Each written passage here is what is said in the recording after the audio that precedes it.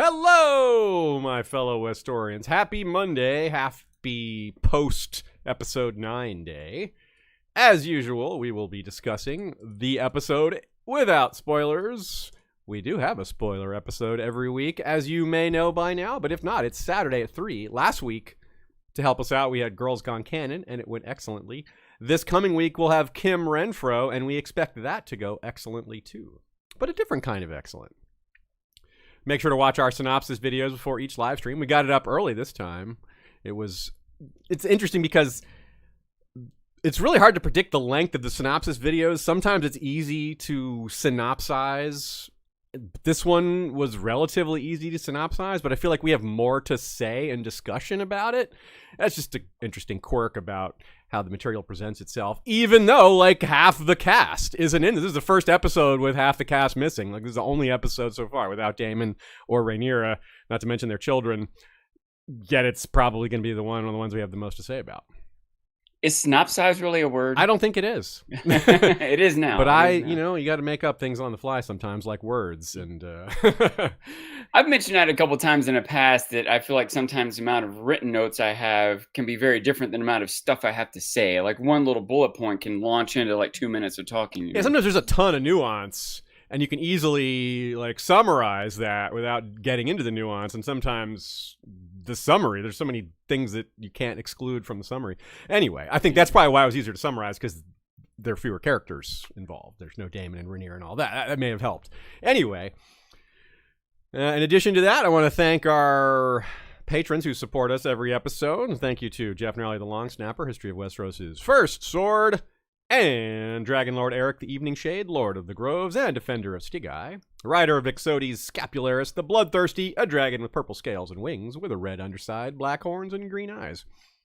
Sean, I'm going very basic today. I don't even have coffee, just a water. It is in a metal cup. I'm more basic than you, Aziz. You don't even have a drink, do you? I don't even have a drink. I tried a drink. I was like, that's the only way you could. I guess that's what you mean. I'm actually. I have sand. I have a cup of sand in front of me.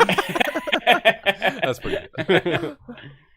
If I thought about it, coffee might have been good actually, because it's brown. I was trying to mix green and red to make an ugly brown, which is how I felt about this episode. To be clear, I thought there was a lot of awesomeness in this episode. I shouldn't say it's more about the things that happened in this episode. Right, like ugly behavior, not like frustrating. Bad, yes, not like bad TV, or certainly not bad acting. Some of the best scenes and best writing. Yeah, maybe a little frustrating with the details of action. Or sure, whatever, yeah, but that's an old refrain for us, and it won't be too different this time. But there's not a lot of it. That's for sure. So in terms of action, last week we'll start with our 3x3. Last week's Facebook poll: third place, Ewan Mitchell. That's Aemond. Matt Smith, second place, 11%. First place, long live the king, Paddy Considine, 67%, which is way the highest we've seen. Now, some of y'all might be wondering, well, why not 100%? Why, like, who didn't vote for Paddy? Well, that's because you can vote for more than one person. So, for example, my vote was split, I think, 4 ways, even though if I was able to rank those votes, I would have picked Paddy first, but it doesn't work that way. So I picked 4 people. Paddy is definitely first out of this 4. So, yeah, he nailed it. For what it's worth, I only pick one person each time. I try to discipline myself. Nice. Yeah. It is hard not to. Maybe next time we should have a major and minor, something like that. Maybe break it into categories. We'll see. We'll make plans for next season when the season's over, sometime like that. Y'all can make suggestions as well. A good place to do that is on our Facebook group where these polls happen, but also Discord, where lots of discussions happen as well. Discord allows us to keep the discussions a little more separated from each other. Facebook is obviously more of a scroll and find different threads kind of situation. Highlight performance. Let's start with that. Then we'll do highlight plot scene and then highlight dragon bit. I'm going to say Olivia Cook. I mean, it's kind of an easy choice. It's, she's so good, but she really had a wide range of emotions and reactions this episode, a wide range of she was in the episode the most. She was in a ton of scenes. Like by far, she appeared the most. So it's partly a quality and quantity pick. But I'm going to give a nod to Eve Best and to Tom Glencarney, Aegon, as well. I thought they were really, really good as well. But so if we're doing a minor or sort of mid, like supporting actors, I'd say Eve and Tom, and I'd give main cast Olivia, depending on what you call main and not main. Anyway, what do you think, Shea? Who was your pick? I'm going to say Ewan Mitchell as Aemond. Nice. I suppose. I mean, yeah, Olivia had more to do, but I want to switch it up a little bit. In the poll, I'll probably vote for Olivia and Ewan and Tom, the three of them, I suppose. Nice. Yeah, I for no particular reason. He's just very captivating, magnetic. Yeah, really just that. It doesn't always need to have a big description. Sometimes it just sits there. It just registers. You're like, yep, them. You know, it's like I smile every time you're on the screen, Eamon. So you get my vote. What about you, Sean? We did get another moment of him going. Yeah. There were more than one. There were a couple. I think there were really? like three. I caught one for sure. Because some of them are really like subtle. But yeah, I think there were three. Despite that, I still pick Olivia Cook. She had several of my favorite moments the whole episode, a couple of which might be of the whole season for me. Nice. She was in or part of or the center of even, so I pick her for sure this episode. Awesome. Okay, so highlight plot scene.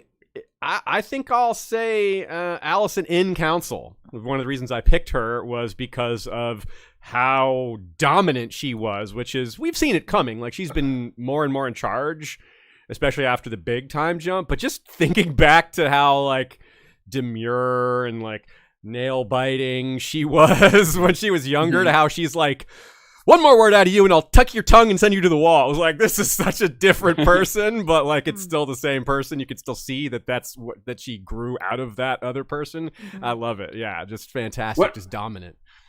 I wanted to make a quick note on that moment, by the way. I'm not sure she could have done that if Kristen Cole hadn't just stood up, could kill Beesbury and stood up to Westerling. Because when I for a moment I thought when she said that, like, how's she going to send him to do? Oh, she's going to tell Kristen Cole, get this man which out is of a the room. fantastic point, because it's like this whole one of the themes of this episode is, where does power lie? And in that moment, whether it's her authority alone is enough, yet she also has Kristen Cole. Like, her authority alone may have been enough, but to back, just in case, she's got that dude. And it's sort of a parallel. I remember thinking in Game of Thrones time period that Tywin and Cersei had the mountain, and that's just, whatever else is going on, the politics, the armies, or even dragons. But when you're in the same room, you have to face the mountain or the cold. Cersei was so different when she had him by her side. You're right. Like, that was a different Cersei. What about you, Ashay? Who was your pick here? It is definitely the scene with Alicent and Rhaenys was my favorite. I'd say that's honestly one of my favorite scenes in all of House of the Dragon and all of Game of Thrones thus far, which is funny to me because this is almost definitely my least favorite episode of the season so far, but it had my favorite scene, perhaps. It gives it a little... Right on. Sometimes that works out that way, huh? Sometimes. Yeah, the way Rhaenys was staring, like the stares she gave, like her eyes were like, whoa. Yeah, that scene was just everything I wanted out of, like, I wanted to see these conversations these women are having and what Rhaenys would say to Alicent, so I was really, really glad to have that. Yeah. What about you, Sean? What was your highlight? Well, real quick, I want to follow up with the Shaya's pick, too. I thought I had on that was... I don't know if parallel is the right word, but her conversation with Rhaenyra. She kind of saw a little more Rhaenyra and maybe sympathized with a little more. And then it happens with Alicent too, but they're pitted against each other. It's an interesting fix that she's in, and maybe us too as an audience, like these characters that both, I don't know, have some legit points, but have some big flaws also. But are the flaws worth being killed over? I don't know. My instinct is also to pick that whole scene. I felt like that was one of the most tense in the council room when there's sort of like time pressure. Yeah. And sort of the realization that like lives are on a line, time is of essence. Otto's not letting them out of the room till they decide. Like, even anyone in there might have been unsure or on the fence or might have been on Beesbury's side. Well, not anymore, except for Alicent. She's the one person that can stand up to this, but still realizes, what's at stake and how much more planning's been done, how far behind she is and what she's going to have to do. And there was so much more tension in that scene with no dragons and no swords. I guess there were swords. I guess there were swords, yeah. Violence does add some levity to the situation. But I do want to point out my other pick. Wait, you mean leverage, not levity, right? Well, I think levity is being like seriousness, levity heaviness. Is humor. Okay, then not levity. Gravity, maybe? Gravity, yeah, there you go. Nice. Sorry, I was an unnecessary correction, but I was like, wait, I'm confused. No, I appreciate that correction. Cool. It could be confusing. I had the wrong meaning for that word. But anyway, the other one was between Alicent and her father, Otto, later on. Just that one little eye roll that she gave the whole Yeah. scene. Like, we're not heart but to the heart. eye Like, roll get at out of the my end face. was so Yeah. subtle and so good. Yeah. Yeah, that was really good. We'll talk about more about the scene when we get to it. You're right. That was really powerful. I was also somewhat satisfying to see her tell her father off like that. Yeah. Even if it doesn't necessarily amount to much, but we'll see. We'll see.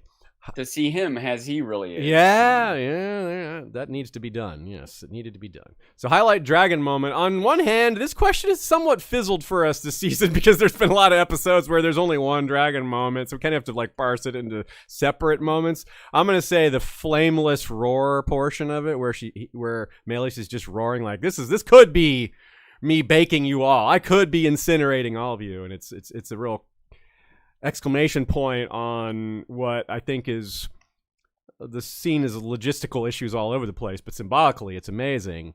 And that moment shows, like, kind of highlights what it could have been. Like, we could have just incinerated everyone here, but I'm going to show you mercy. You know, my favorite was the dragon scale armor. Ooh, I put on screen. Rhaenys had this gorgeous red armor. Her armor is that cool. was my favorite. Was just seeing the clothes that someone wears, perhaps while riding a dragon into a situation like this. Fit for a queen who never was, or a red queen. At least the red queen. Sean, what about you? I'm going to make a statement by not voting. Anti-dragon. Right. Fair enough. We cannot make you vote. But even if you choose not to decide, you still have made a choice. Thank you, Neil Peart of Rush, for that line.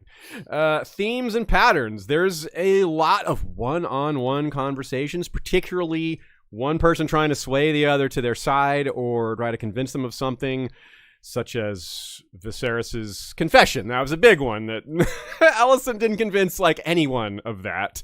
Even the people who were going along with her were like, like the people who were already planning the secret plots, they were like, okay, yeah, that's great. He said that. We were already going to do this.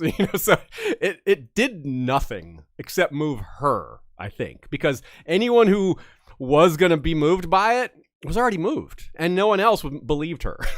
Even Aegon didn't believe it.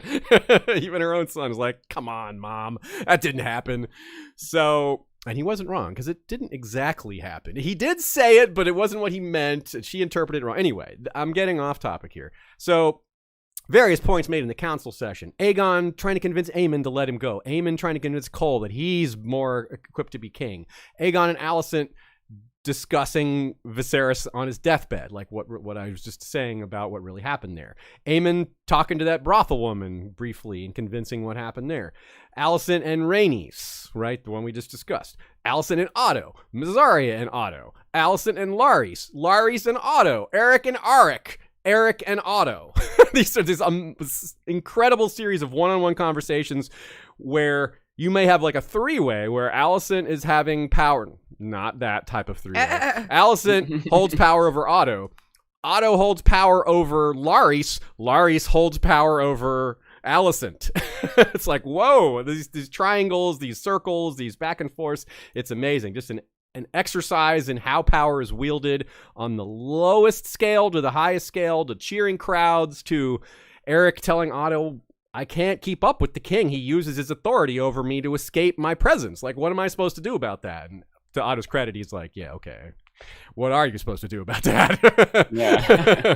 Another theme being alone in a crowd, both literally and figuratively, right? Rhaenys is caught between two factions. She's kind of alone, kind of isolated, and then she's actually in a crowd, like stuck in this crowd, but with one of the only people who knows what's going on. So is Eric. And they get separated. And Eric is also kind of isolated. He's feeling alone. He's like, I'm not going along with any of this. Time to get out of here. Aegon is alone in a crowd. His mother doesn't love him, or at least won't admit it. She calls him an imbecile when he asks that question. And and it was kind of in response to him talking about how his father didn't love him either. So he's like, ouch. So he's got all these, I don't feel sorry for the way he manifests his behavior, but like in a vacuum, that would be terrible to have neither of your parents like care about you very much. And all these orphans that are brought up in this episode, they're not named for the most part, but they're there. And then there's power versus the trappings of power. That's a big one. Real quick, yeah. Aziz, another one. Just you made me think of it when you were talking about Eric. Harold Westerling. he suddenly is kind of alone too. He kind of realized, I'm not with anyone in this room, and they're not really with me. The one either, person that he was gonna with leave this room was killed. Yeah. Yeah. Yeah, you're totally right. That's a great point. Harold Westerling is a great example of that. Yeah, so power versus the trappings of power, I think, is my final point here. Where does power lie? It's like Varys's riddle. The coronation, the Targaryen symbols, the roaring crowd. The dragon seems to be like, yes, this is more powerful than all those things. But those other things are still power, even if the dragon kind of sits at the top of that power hierarchy. And even all those things were dependent on the I don't know, information and mercy of the White Worm. Yeah, right? absolutely. Aegon wouldn't have even been there for that coronation if it wasn't for her actions. Absolutely. You're totally right. There's even the most powerful people have others they're beholden to. A good example of that, like Mysaria doesn't have direct political power, but she just showed influence over the king and the hand and made threats to do more. And yeah, big deal there. The intro sequence changed for once the high towers were clear. Fitting time to do that. You can actually see 4 bloodlines coming from Alicent in the wake of George R. R. Martin and Ryan Condal both confirming that Daeron does exist, the 4th child, 3rd son of Alicent and Viserys, is represented. He's got a little cup there, probably because he's the cupbearer to Hobart Hightower. You got a sapphire to represent Aemond, a spider to represent Helena, because Aemond has a sapphire in his eye, Sean. You may not know that, but under that patch, he's got a sapphire in his eye. The spider kind of does or will? Actually, I don't know. Yeah, unclear there whether it does right now. But for Helena's spider, it kind of looks like there's a dragon egg on her spider to me. Oh, yeah, it kind of does. Like that. That's neat. Yeah, that's cool. And then Aegon's got a nude woman with a crown. I like his emblem. Fitting. I might not like him much, but I like that. This also confirms, you see the bloodline coming from Aegon, there's 3 grandchildren. We weren't sure if the 3rd child was involved yet. That's Maelor. He already has twins with Helena, Jaehaerys and Jaehaera, and we were also wondering if Jaehaerys' extra finger would be included in his character, and looky there is 6 fingers on that hand. So it looks like, yes, Jaehaerys has 6 fingers. Maybe Jaehaera too. Maybe Jaehaera too. Yeah, it's kind of hard to tell. That looks like 6 fingers also. It's on her symbol too. Yeah, it's on both of them, and it's unclear what Maelor's symbol is. That would be a change. I'm pretty sure in the book, it's just Jaehaerys. It's just Jaehaerys, and Jaehaera has has other things going on. Has other, but not the fingers. Yeah. The Syndicate sends a super chat, says, Dark Sister or Blackfire? I so want Dark Sis. I talked to Peter, who made them in August. The swords are made to be fought with. Love them. Yeah, so Peter is one of the armorers. One of the armorers, I guess. But, yeah, that's cool. I would say Dark Sister just because I'm a woman, so I'm a little bit smaller, so I need the smaller blade than Blackfire personally. And I do kind of like the design a little more, so I'll say Dark Sister. What do you think, Sean? Are you going to not vote for this one also? You don't want a sword. Anti-sword, anti-dragon, anti-fun. I want a shield. Good answer. I'll go with Blackfire. Just, I don't want to fight you over Dark Sister. So. Somehow, so I'm the last one to pick, and Blackfire's right? still there. That's the answer. Is that Sean then holds the dagger, the cat spot dagger, and you got Blackfire who have the 3 Targaryen blades of power. Yeah. Perfect. I want a pin. A good writing pin. A Valyrian steel pen. Hey, one of our patrons does have the Valyrian steel pen. Yes. Smart. Maybe there actually might be 2 of those. There might be a quill also. Real quick, where'd you get that shirt, Aziz? We got it from the WB shop. It just released, obviously, right after that episode, and we were really hoping it would be here in time for our Viserys stream. It was not, but still fitting. So they actually, it's worth mentioning, we don't have an ad deal with them, but HBO does have new clothes and merch that they release every week in the WB shop or HotTopic.com or a few other like box lunch. There's a few places where they're releasing new stuff. Like they just released a shirt with Aegon the Conqueror's crown that Aegon 2 wears, and so I want to get that once they add maybe like another shirt. But we also got a model of Valyria shirt, so that's cool. Nice. Oh, awesome. A clash of clothing. Yeah, I wish I switched my posters out. I wish I had done it for the Viserys stream. Also, I got the Godfather poster and Fear and Loathing and King's Landing. It's the Dragon Country. So it's fitting that my shirt says "Long Live the King." This section that we'll start with is "The King is Dead." Now, we find that out right away. Of course, we kind of already knew.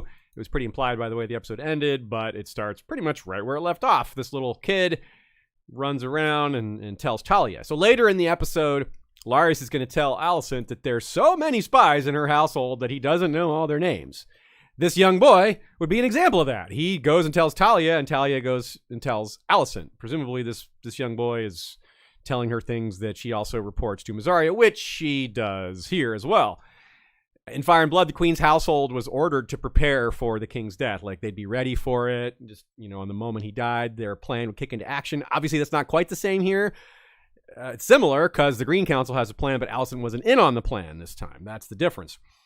She's not for this advanced plotting stuff. She thinks it's sketchy, to put it mildly. Though I suspect Mysaria and Talia were preparing for this because they had this prearranged signal of the candelabra in the window, which Mysaria clearly knew what that meant. We had talked about this ahead of time. Like, I wonder how Mysaria going to figure this out. Maybe just because their spies don't report all of a sudden that she figures it out. But they were ahead of the game with a prearranged signal. So that's pretty clever.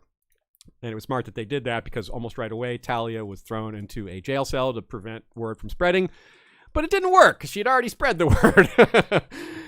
And that, of course, is how Mysaria knows later when she presents Otto with, hey, condolences. And he's like, whoa, she's not supposed to know that. And that knowledge / power was key in her negotiating at that moment, right? Yeah. And I want to emphasize again the power of intelligence, intelligence like as information, the gathering and security and distribution of information is incredibly difficult to overestimate. I agree with you how there. Powerful that is. Yeah. So though Alicent hadn't made advanced preparation for this, as far as we can tell, she does move quickly. She orders discretion, doors are locked, all that other stuff. That boy was put in the jail cell too, and they lock Rhaenys in as well. It was part of this. So Green Council session is called. They name him Viserys the Peaceful. That was kind of a cool nickname for him. That is not from the books. I do appreciate that nickname, though. It is kind of fitting. The history books could reflect that. That would be a well-chosen name. Yeah, they say it twice in the episode. They do. They're really trying to make it happen. During the coronation and here at the council, yeah. When they announce, I don't have any preconceived notions or expectations, so as far as I'm concerned, that's canon. Right on. I appreciate how when the council starts, they get a little nonverbal pun. Let's get the ball rolling. You see, one of the balls rolled the other end of the table there. They love those little jokes. Rock the boat, tear a page out of her book, get the ball rolling. I really appreciated the look at Tywin Lannister's quorum ball, his trackball, right? Because I don't know if you guys agree, but I think it looks like a lion's eye. Yeah, I think you're right. I think that slit is meant to be an eye, a pupil or whatever. Fun. What's that? The iris? What part of the eye is that? I don't know my but we get a nice, really. I think the pupil is in the iris. I'm pretty sure. Yeah, we get a nice close up of it to start off this council scene, and then obviously it's. I think it was Joanna Robinson that we had on who said that she was theorizing that Beesbury would be killed with the quorum ball, with the council ball, and he was. I was picturing Kristen like picking it up and bashing him with it. So this was a little bit different. Yeah. If someone wanted to try and defend Kristen Cole, it might have been an accident. He might have just been slamming him to his seat, but he's stronger and heavier, and it's an old man. It didn't look like he was trying to kill him, but he also wasn't trying to be gentle with a 76-year-old man. And he didn't have any remorse over it either. Not even a little. But no, the Kristen Cole. But neither did anyone else in that room. Yeah, neither did anyone else in that room, as far as I can tell. No, so they're he's all dead. equally bad with Kristen Cole. Yeah.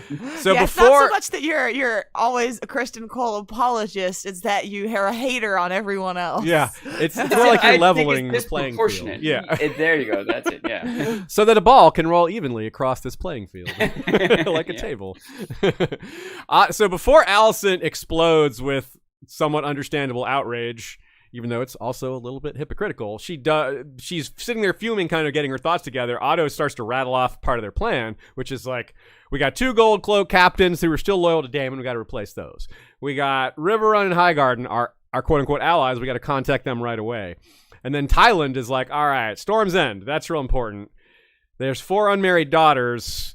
We got to interruption, right? So that all that's very important, but it doesn't actually get discussed. Didn't they even have like plans for the treasury to have the money divided in some way that couldn't be seized or whatever? Yes, which is part of why Beesbury was upset, because they were planning without him. And part of that was planning the treasury. They planned. Tywin Lannister's like, all right, we got 1 quarter to do this. We're sending this over here. We're sending this over here. He's the master of ships. He's not the master of coin. So they clearly just went around his authority. So that was part of the like underhanded. Yeah, that's a good catch, because they shouldn't have done that. That was which adds to Beesbury's frustration, suspicion, and Alicent's also. Yeah, absolutely. So it didn't go as predicted though, because Alicent. They didn't necessarily foresee Alicent doing what she did, which is kind of ironic, because Alicent's plan becomes look for a peaceable solution, look for a middle ground here. I'm not down for all these assassinations. My husband wouldn't have been either. Obviously, he's not down for murdering his own daughter. Like, hello, it was a great point to make. And but they figure Alicent was just going to go along with it, because what choice does she have? Which is kind of what Alicent's relying on the Blacks doing. Like, they're just going to have to go along with this. We're going to overwhelm them with how much military strength and power we have, and they're just going to give up. Just like Alicent didn't go along with it, I don't think Rhaenyra and Daemon will either, no matter how much they get overwhelmed with the odds they're faced. It's a never tell me the odds kind of situation. There's that moment where I swear Tyland and Jasper and like make eyes with Otto, and they're like, I thought you told us she was malleable and she could be controlled, and like control this woman right now. And then Tyland is pretty slick. He's pretty sly when he's like, why don't you tell us what to do? You're great. And he like that was clever. Appeals to her right there, and she just doesn't really know what to do. She kind of dissociates. She hasn't had a chance to think of a plan yet. This is all happening so fast. Yeah. So she does eventually come up with a plan, but in her silence, while she's thinking about something, she's composing herself and is like, okay, this is what we should do. Otto speaks up again, and he jumps into the silence and goes, Sir Westerling, take your knights and go kill Rhaenyra and the prince and all that. And he's like, no, I'm not going to do that. So it didn't go as planned. Like, they expected that order to be accepted, and they expected Alicent to not throw all their plans into the blender. So just goes to show a lot of their planning wasn't so smooth. But at the same time, it left Alicent with not a lot of wiggle room. Yeah, Alicent's planning wasn't so smooth either. No. And I'm going to guess that neither is Rhaenys or Rhaenyra's or anyone's. No one's planning is like... Right. None of these people are experts at what they're doing, I think. You just have to be smoother than the other people. You don't have to actually be smooth. Good point. That's a very good point. It's like that bear thing. It's like, I don't have to be fast. I just have to be faster than you. If we're both outrunning a bear, we're both outrunning a dragon here. Yeah. So let's give Harold Westerling the Barristan Selmy Award. Or maybe Selmy should have gotten the Harold Westerling Award, because this happened technically before in the timeline, but in the real world, this happened afterwards. So it's a bit similar as well to, say, Renly trying to overwhelm Stannis. He's like, look, I've got 70, 80,000 men with more coming. You have what, 5,000? That didn't work either.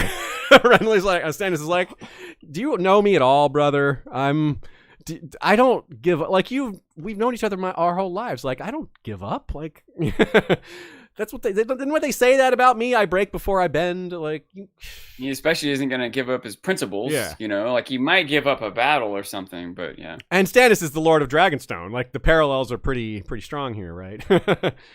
I gotta wonder. I don't know how this is going to play out, obviously, but I wonder if they could have overwhelmed things enough for Rhaenyra to have backed down, especially if Alicent gives her good terms, if they believe it's genuine, if they really do feel they're completely outnumbered, because it is a typical thing in the real world. Like, when someone does have overwhelming forces, people usually don't attack them. Like 9 times out of 10, not most like 51%, most like 99%. Common sense does prevail. It's kind of like in traffic. Like, yeah, accidents in traffic happen all the time, but the overwhelming sense most people have is they don't want to die either. They don't want to be in a wreck either. That changes when someone's like drunk or in road rage. But yeah, like, usually we all have the same attitude. None of us wants to hit any of the rest of us. Stannis, the difference with Stannis was that, yeah, he's like Rhaenyra and Daemon, it's known that they're pretty stubborn people. So this is part of something that they've overlooked. But there's a bigger overlook here, which is that Stannis didn't have dragons. They didn't know Melisandre had all this secret power. They didn't know she was this weapon that could send a shadow baby. That was not in their calculus, and fair. They couldn't have seen that coming. However, Dragonstone, the name implies the missing element here. The dragons. There's lots of them. The big ones besides Vhagar. So you can't just. They've got that in their corner, and there's no discounting that. It's almost like Otto is partly right. I don't mean ethically right. I mean like strategically right. He has the moral low ground, but the strategic high ground. It's like, yeah, you can't half-ass a coup.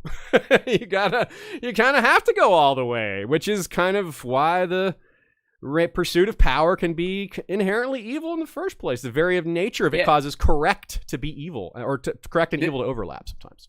Yeah, that might be the correct way to go about performing a coup, but you don't have to perform a coup. You don't have to send your daughter to hook up with the king. Yeah.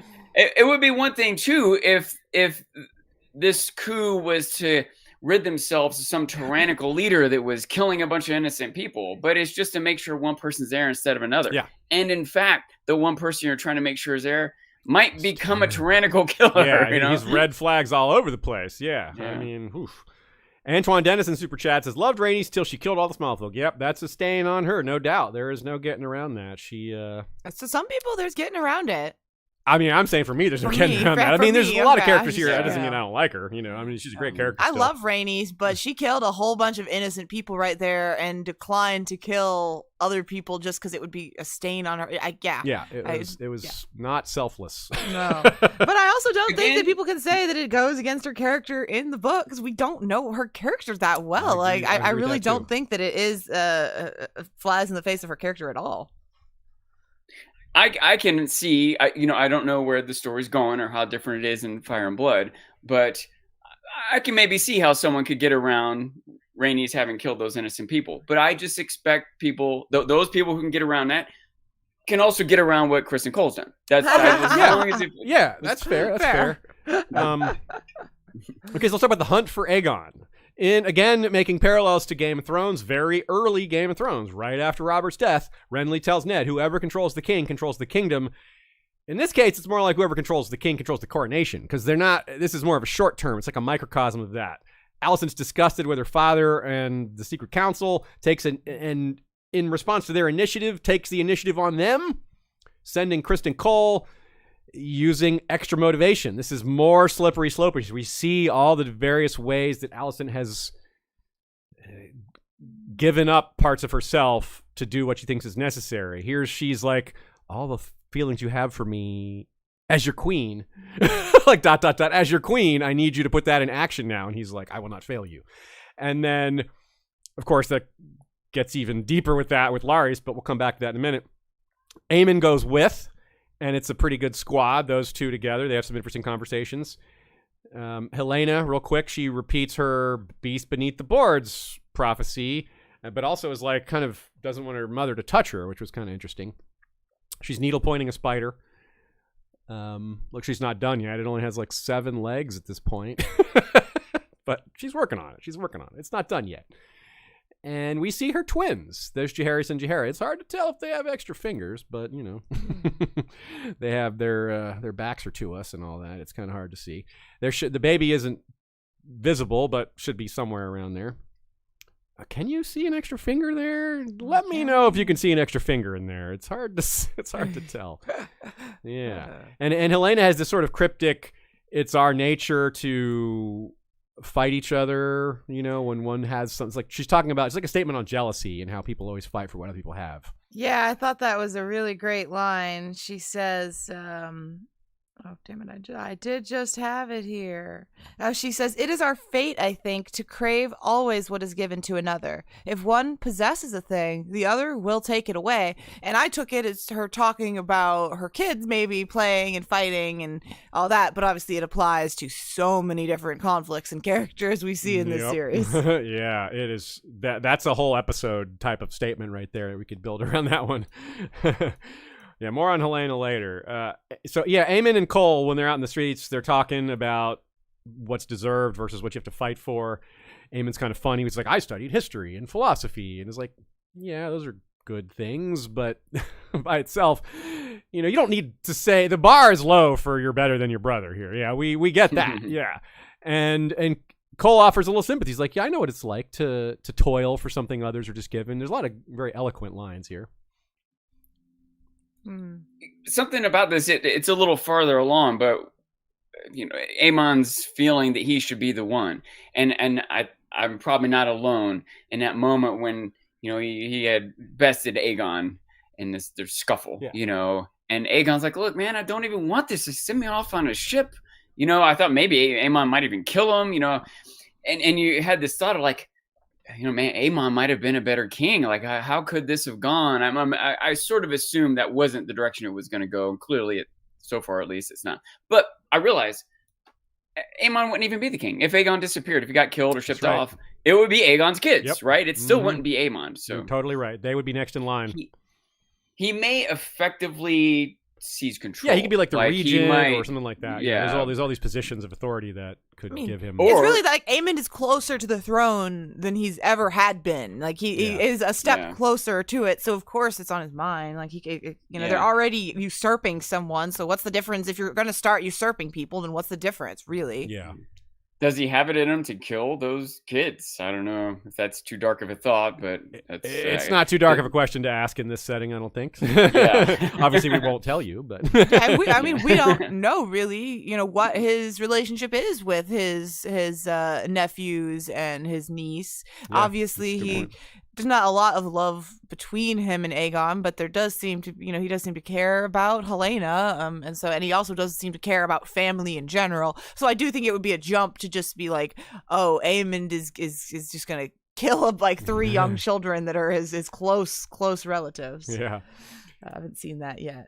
So one of the things that sparks this discussion is them knocking on the door at this one brothel. Aemon's like, hey, one of the reasons you need to bring me along is I have a better idea than you of what kind of places Aegon might go to. And that's like, okay, that's a good point. And this is one of them. Like, apparently Aemond had been brought to this exact brothel many years before the woman even remembers him. It's not hard to forget a prince. I mean, that makes sense. With one eye. Yeah, one-eyed prince. Of course, he wouldn't have.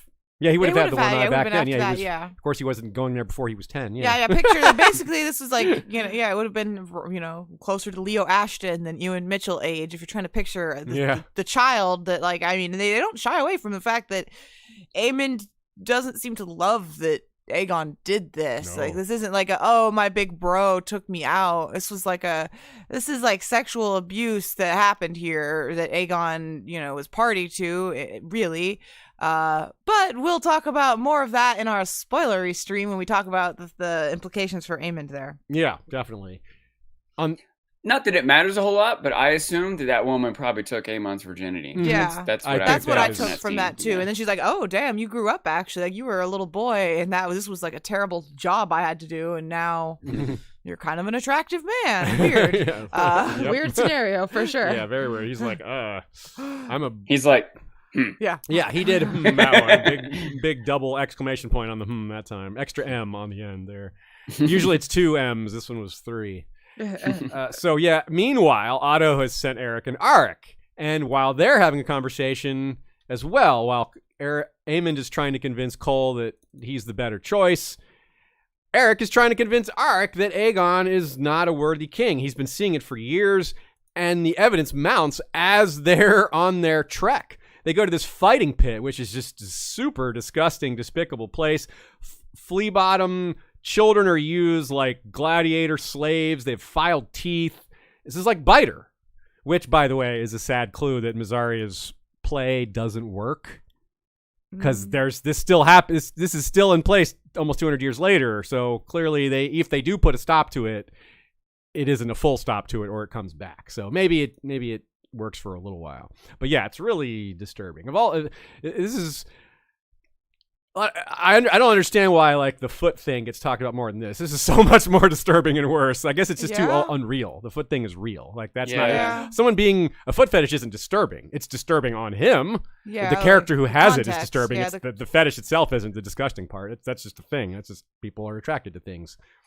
Yeah, it's like the power dynamics and that element of it too with Larys and Alicent more so than. Yeah, we'll get into it for sure. Yeah, we'll come back. We'll get into the foot stuff eventually. Yeah. Now we're talking about the mouth stuff.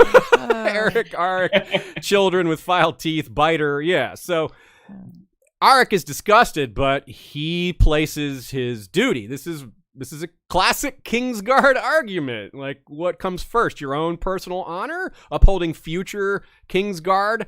And, like, the institution of Kingsguard, and they don't change sides, they don't do the thing, versus, like, what's better? Like, the Knights at the Tower of Joy upheld Arik's position, whereas someone like Barristan Selmy, or, say, I don't know, just pick your favorite Kingsguard that defected to the side that you thought was right. And that's Eric's side, right?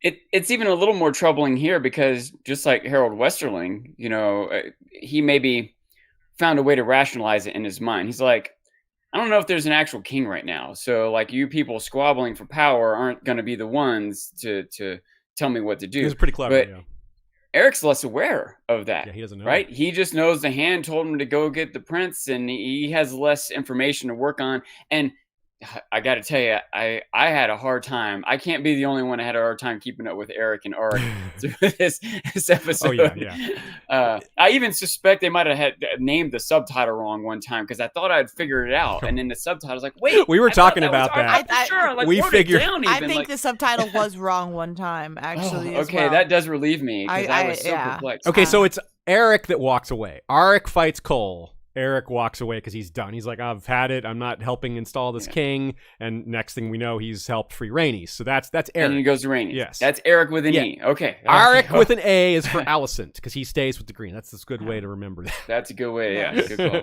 Also, up mustache versus down mustache. Yeah, up is the bad one and Eric, down is the good one. Which is a natural association. Yeah. Mm-hmm.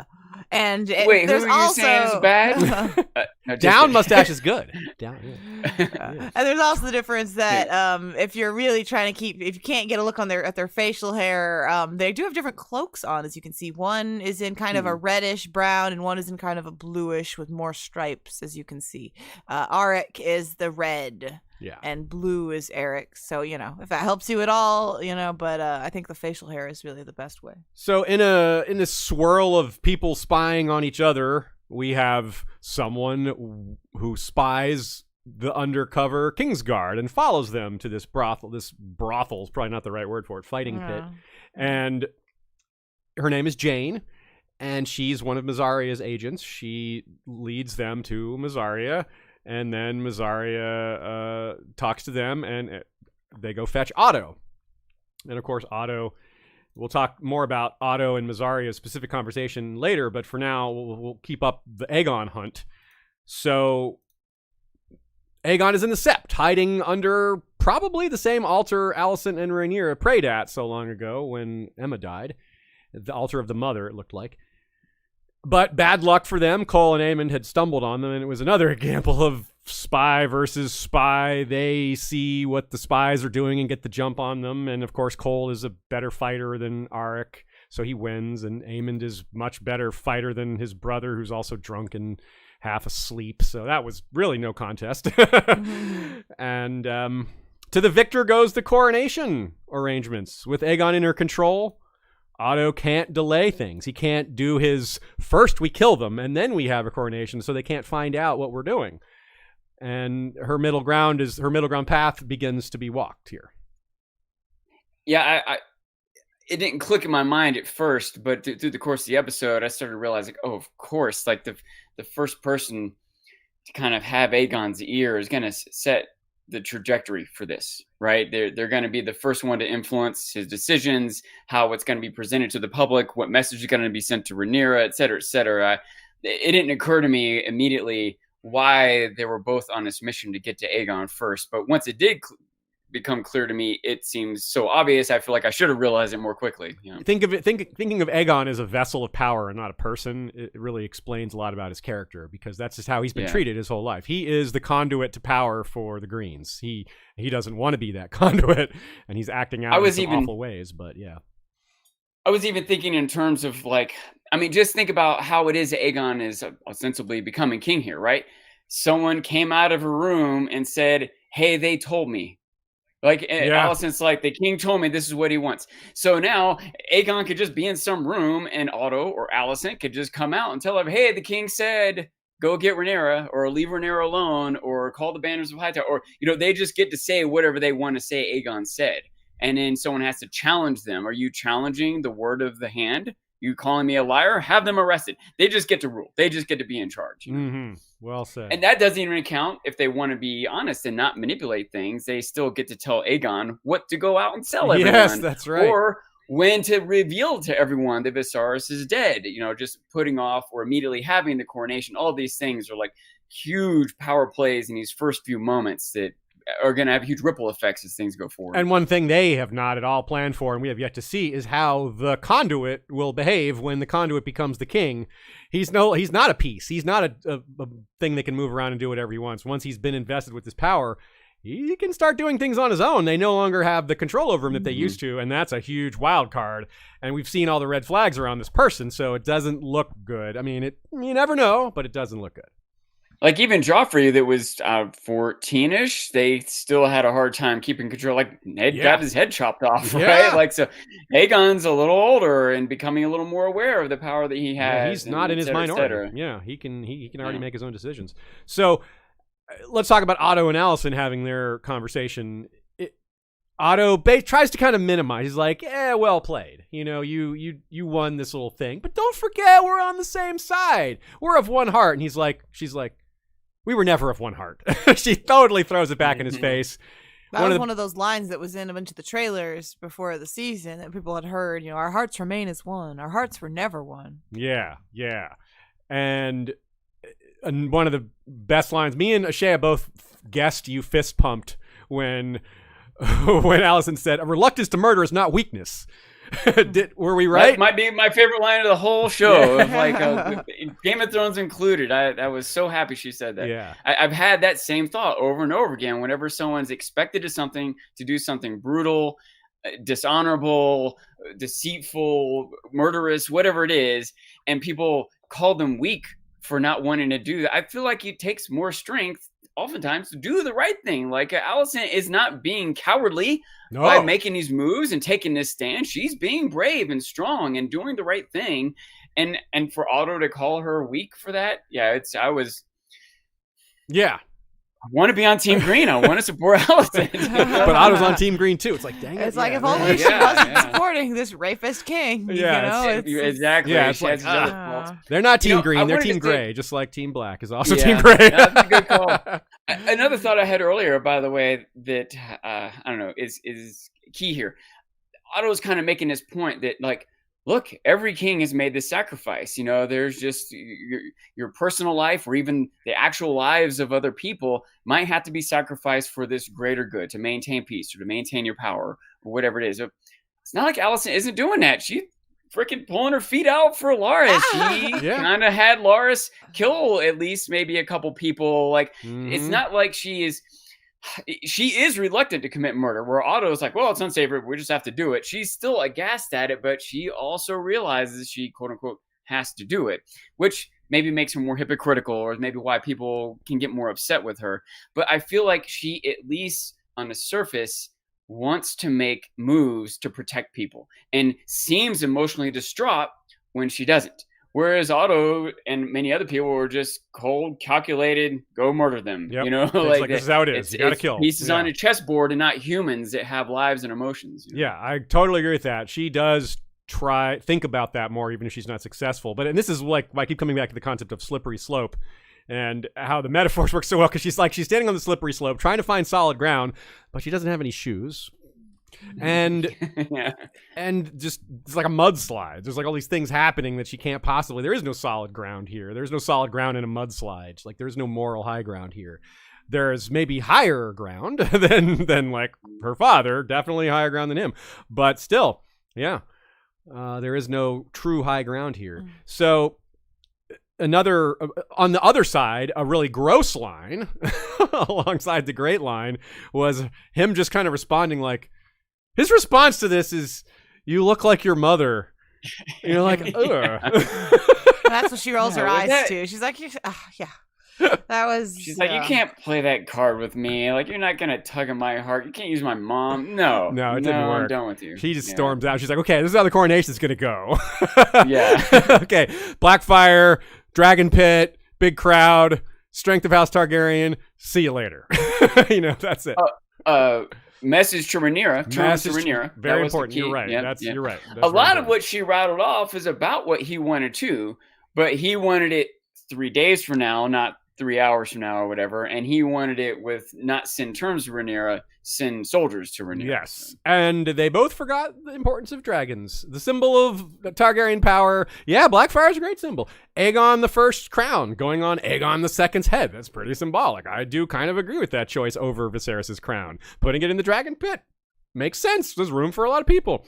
Should have had a dragon or two there. Yeah, it would have just made sense to have Sunfire there ready next to Aegon and honestly that would have helped with some of my quibbles with the episode where I maybe would have disliked it less if it hadn't come to fighting because there was another dragon that kept Rhaenys from attacking because it would have then met her death or something like that. We'll get into it. Well, that may have been true. I don't know. I think Sunfire's still really, really small. Yeah. You're right. But it's still more of a. It's not just like, oh, you could just torch them. It's like, well, you might get messed up. Too, Sunfire Rhaenys. could have hit Rhaenys directly. Wouldn't have been able to kill Meleys, but might have been able to kill her rider. Rhaenys, yeah, exactly. That's so like, true. it would have been a gamble. It would have been a risk, and it would have showed like, look, this is like.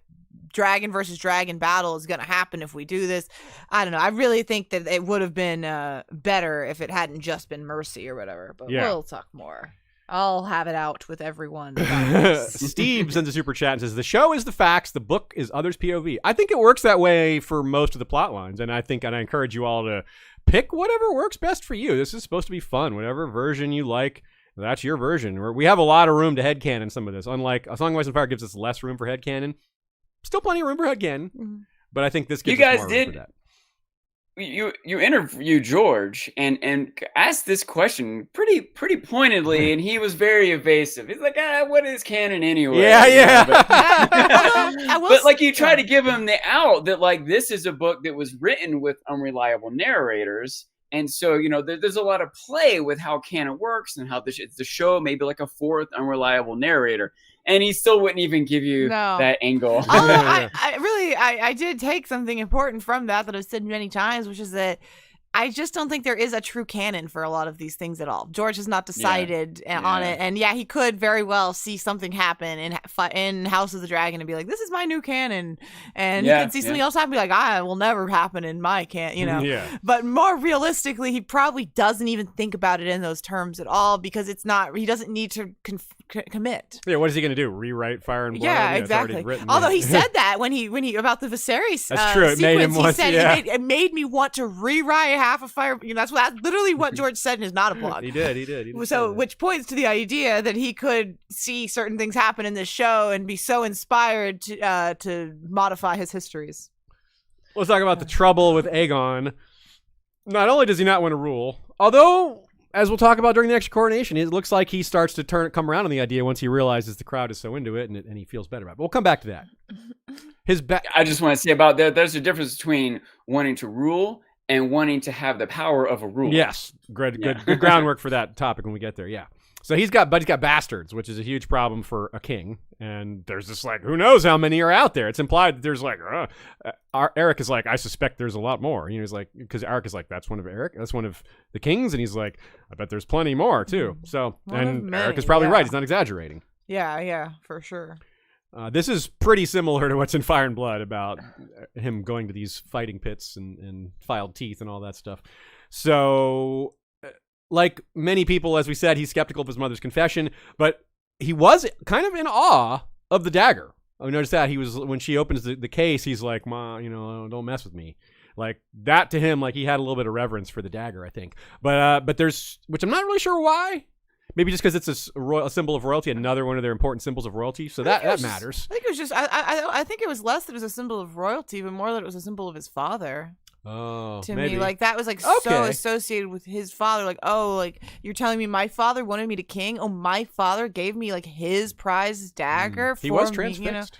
Like I think to me that's what I took from it is that Aegon doesn't believe it, but he wants to. He wants to believe that his father did in his final moments believe in him, but he knows like that's laughable. The concept of that. Yeah. I do like that. That makes me swallow it a little more easily too. That it was more about his personal relationship with his father, because how does he not believe it? They came and seized him and had a sword fight and put him in his carriage and are going to the coronation. What does it take to make him believe it? If that doesn't, it's not that he doesn't believe he's going to be king. It's that he believes, or Alice is trying to get him to believe that your father really wanted you to, and that somehow the symbol. That dagger was evoked that. It helps make him believe that she's telling the truth, or that that his dad really wanted that, rather than what it looks like, which is a coup. Yeah, he can see that. He's cynical. Yeah, and then obviously, and right afterwards, Aegon. That's when Aegon says to Alicent the line we quoted earlier. He's like, "Do you love me?" And she's like, "You imbecile." Yeah, it's like, but she actually says it with like a little bit of softness to her voice, where she was like, "Oh, this boy that I've birthed and like raised, like I can't believe, like this is what he's asking me, right?" Like, it was a like terrible thing. I'm not defending Alicent, but when I rewatched it, I felt like there was a tiny softness, a tiny smile at the end of her phrase there. Yeah. I felt similar. The second time around, I feel like she must have had such a flood. Like, kind of like you said, like, this is what you're asking me in the middle of all this. But another part of me felt like she was saying, like, of course, I wouldn't be going through all this if I didn't love you. Yes, but it's so hypocritical. She just went through that with Otto, where Otto's like, "I made you queen. Isn't that what you have wanted?" He's like, "I don't know. You told me what I wanted." Exactly. Same this is karma being passed down from one child to the next. Yeah, totally. Really well done, though, right? Like, as far as the writing for that, like, it's just like, she doesn't even realize she's doing it. Like, she laments it's being done to her and doesn't even realize she's doing it to her own child. Yeah. Just like we've seen in several other, it's a motif of the whole series. Yeah. And then let's throw the prophecy into this. Like, so Alicent has some vague understanding that there's a prophecy. She doesn't know the wording. She doesn't know it's written on the dagger. That she doesn't know that. Aegon doesn't know either. She didn't tell him about the prophecy. She just told him your father wanted you to be king. He said it on his deathbed. She didn't add this mystical element to her message here. She just brought up the deathbed wish without the context. I don't think she really understands the context. Doesn't. You're right. It was just gibberish to her, So, he talked about cold winds in the north, and she's like, I don't know what you're talking about, but I get this Aegon throne stuff. That seems clear enough. Yeah. It's not. Prince, it was promised. Okay. Yeah. Yeah. That has all this extra meaning to us, but how do you think she would interpret a statement like that? It must be her son, yeah. So, yeah, I think it's really huge that he's an abused abuser, and that he's going to suddenly discover that, hey, the crowd loves me. Somebody likes me, and it's a whole lot of these people, and that becomes the people that, that's who he's going to want to please from now on, perhaps. Aemond and Alicent, of course, have their little heart-to-heart briefly about, going to hunt down Aegon, and Aemond, you could tell, like, she has a different demeanor towards him, partly because he's not a screw up. Yeah, also he hasn't been this vessel of power for them. He's more of a person than an object, and like they all see Aegon as kind of an object. Where Aemond is more of a fully formed human. Aemond is a mommy's boy right there. Mama's boy for sure, I would say.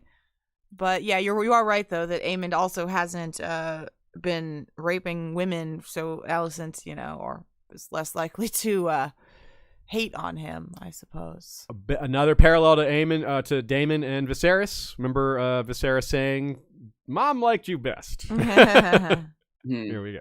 We have favoritism here too.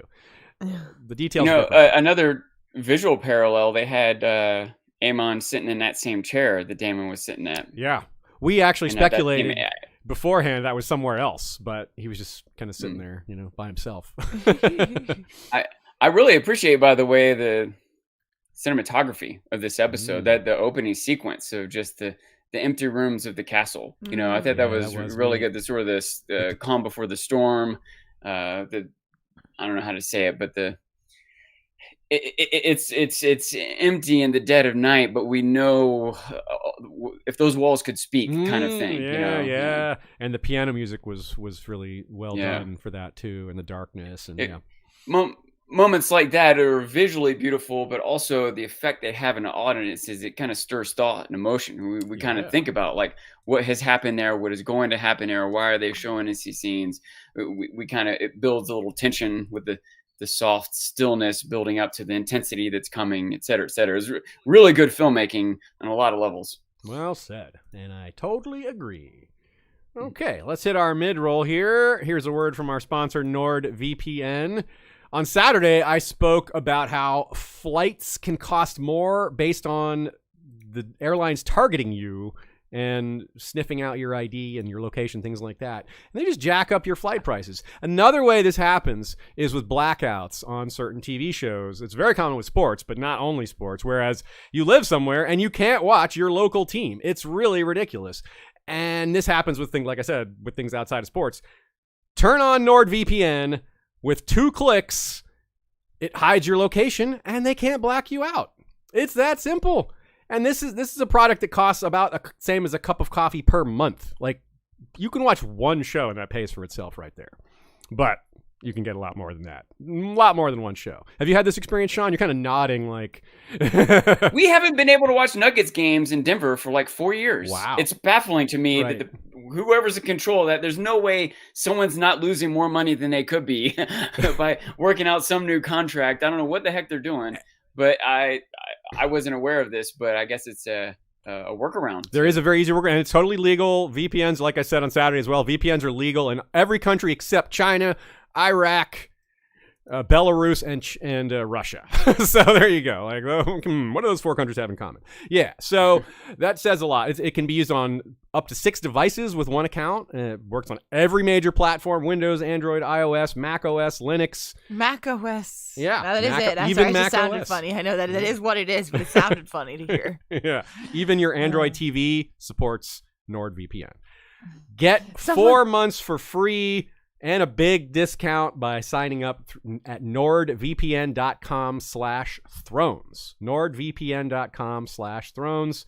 It's also got a 30-day money-back guarantee, but at that price, I highly doubt you'll need to kick that in. Zenel Sunchaser says, the Braves aren't blacked out, Aziz. They're just done for the season. Sorry. Ouch, my Braves were just I know. eliminated from the playoffs. They're a good example, though, because some teams have a region, and that it's not just like a state or the city. And the Braves region is like the entire Southwest, or Southeast, rather. Like, the Braves are the biggest baseball team in Alabama, Mississippi, South Carolina, North Carolina, Georgia, and North Florida, because now there's the Marlins in South Florida. But yeah, so like they're blacked out in like 7 states. One NordVPN subscription gets you around that, whatever state you're in. Boom. All right, let's move on. Great question from Karina Strick here. What do you think Alicent had thought was going to happen when Viserys died for all these years? Like, what did she think was going to be the plan? Like, what was going to happen? Well, I don't know if she thought about it a whole lot, honestly. I think in her mind, to her, the virtuous thing to do was not plan for it. It's wrong to plan for someone's death, which is kind of gross and rude or uncouth. I don't know.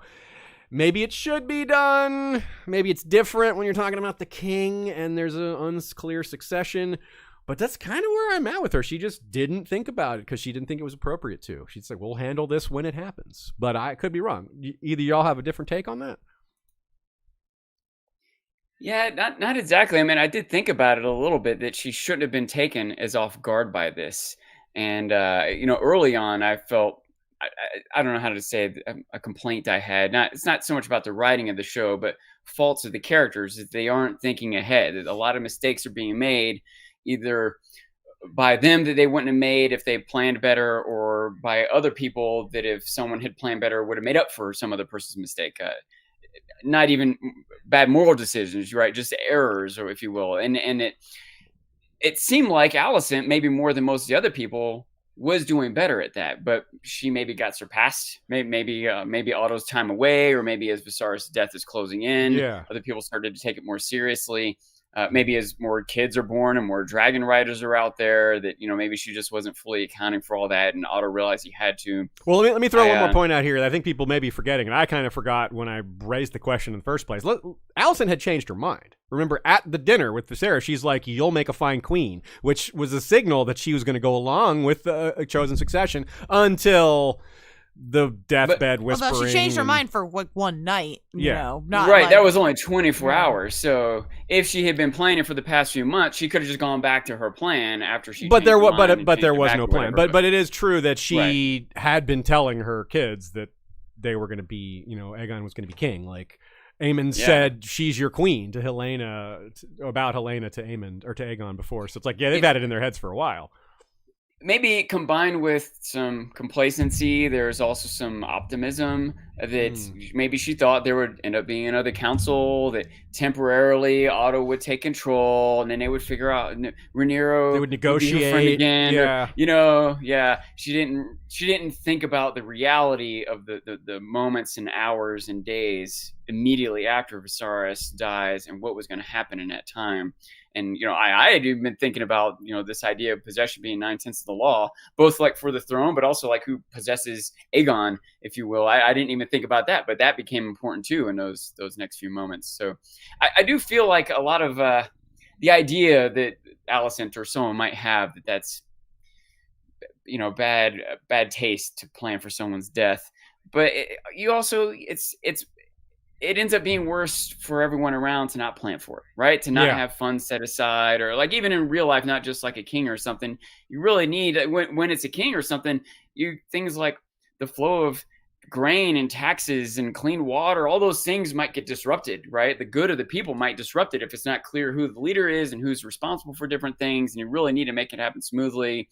And it's something you kind of, I don't know, I feel like I've realized through life that a lot of things that happen in a world, there's a lot of dirty backroom deals behind it, to make things happen the way they do. Like watching something like, I don't know, Veep or Succession really make you see the world a little differently. It's funny, HBO has a lot of shows that deal with these power dynamics in very different ways. Comedic, serious, fantastic. Hey, Jinx. I would say here, it's one of those things where I don't really think that it was I don't think it was a writing flaw for Alicent to be this way, or for her to not be really prepared or any of that. I think it's a character flaw. I think it's her being willfully blind and burying her head in the sand, the same thing she was saying Viserys was doing that she did too, but also just she's really busy. Like she's like thinking about all the things that Alicent does every day. When Viserys was alive, like the amount of time she had to spend helping to take care of him and all of her kids and running the realm. Like I it's easy for me to imagine certain things just slipping by. And it looked like he was going to die, just never did. Just kind of maybe they get into a sense of complacency, like this dude just keeps living. Yeah, it's kind of easy to get into a day-to-day routine. not having a very clear succession plan, or even, again, we brought it up on our Saturday stream, the idea of Viserys abdicating, or him at least sitting down and like calling Rhaenyra back. Like there's a lot of ways this could have gone better, like that could have been done better and maybe been more smooth. And it goes back to the same sort of denial we said that Renly had for Stannis, and that Alicent herself had about the acceptance, the thing that she was saying to Otto. So this level of denial about what's really going to happen or about how bad it's going to be is not only common in this world, but just common in the real world. Like we're all in denial about a lot of things. I'm not. A couple thoughts in the same way. We had the stream where we talked about just Viserys, and a big piece of that is like things he could have, should have done differently, and other people also. And I thought that he should have had Rhaenyra on the council. He should have had her there, learning and speaking and playing a role and being a part of it if he wants people to accept her, start that process sooner, right? But you could say the same of Alicent. Maybe she should have had Aegon there on the council, listening and learning to what's going on. Right? Keep him off the streets, keep him away from the alcohol, give him some real responsibility. Very good point. She could have, if she really had this plan or intention and knew that he was going to be trouble anyway, she didn't. Similarly, I was going to say that I know, like, just from like retail management experience, for example, a lot of times you're overwhelmed with a lot of work. And the real answer, the long-term answer, is you need to hire and train more people. but you're so busy with what's going on in your face minute to minute, you don't have time for that. And it just gets worse. And sometimes you have to like bite the bullet and like work late or hire someone you didn't really want just to hold a place or whatever it is. And anyway, to your point, Shay, I can see how she might be so caught up with the day-to-day activities that she understandably isn't spending a lot of time thinking about her husband's death or how to get ahead. Yeah, like that. what to do. Yeah, exactly. Yeah. Like what comes next. It's hard to plan. Like you said, that's a great example there. It's hard to plan ahead when you're too overwhelmed with what's happening right now. Yeah. Mick Floyd sends a super chat, says, I think Alicent was just content to just complain about Rhaenyra the rest of her life, knowing Rhaenyra would never really hurt her kids. Yeah, I think that's valid. I think Alicent had a good sense that Rhaenyra would never hurt her kids, no matter what Otto and other people would told her. On the other hand, I think they both have a pretty solid basis for thinking their kids would hurt each other's kids. At this point, they don't get along so well. So that's a whole different problem, but a related one for sure. But I think it's accurate to say that probably Rhaenyra would not have killed Alicent's children, and probably Alicent would not have killed Rhaenyra's children under other circumstances. The way things are going now, who knows? But I think had some certain other people not interfered, it may have gone that way. All right, let's talk about some more of these individual interactions, wielding power, convincing people through ethics, through kind of forcing them through, like, you have no choice, or just wielding power in general, or offering them something they can't refuse, like in the case of the other lords at the council there, when Otto was like, you all have to bow, or what? It's like, oh, you don't want to know, or what? Only one of them was hanged, but that's because he was trying to sneak out. I think the rest are just in cells, but that's an easy place you can just die. Awful things can happen. Larys is in charge of the cells, so that's bad. Like, it's worse than if it was some other jailer, I guess.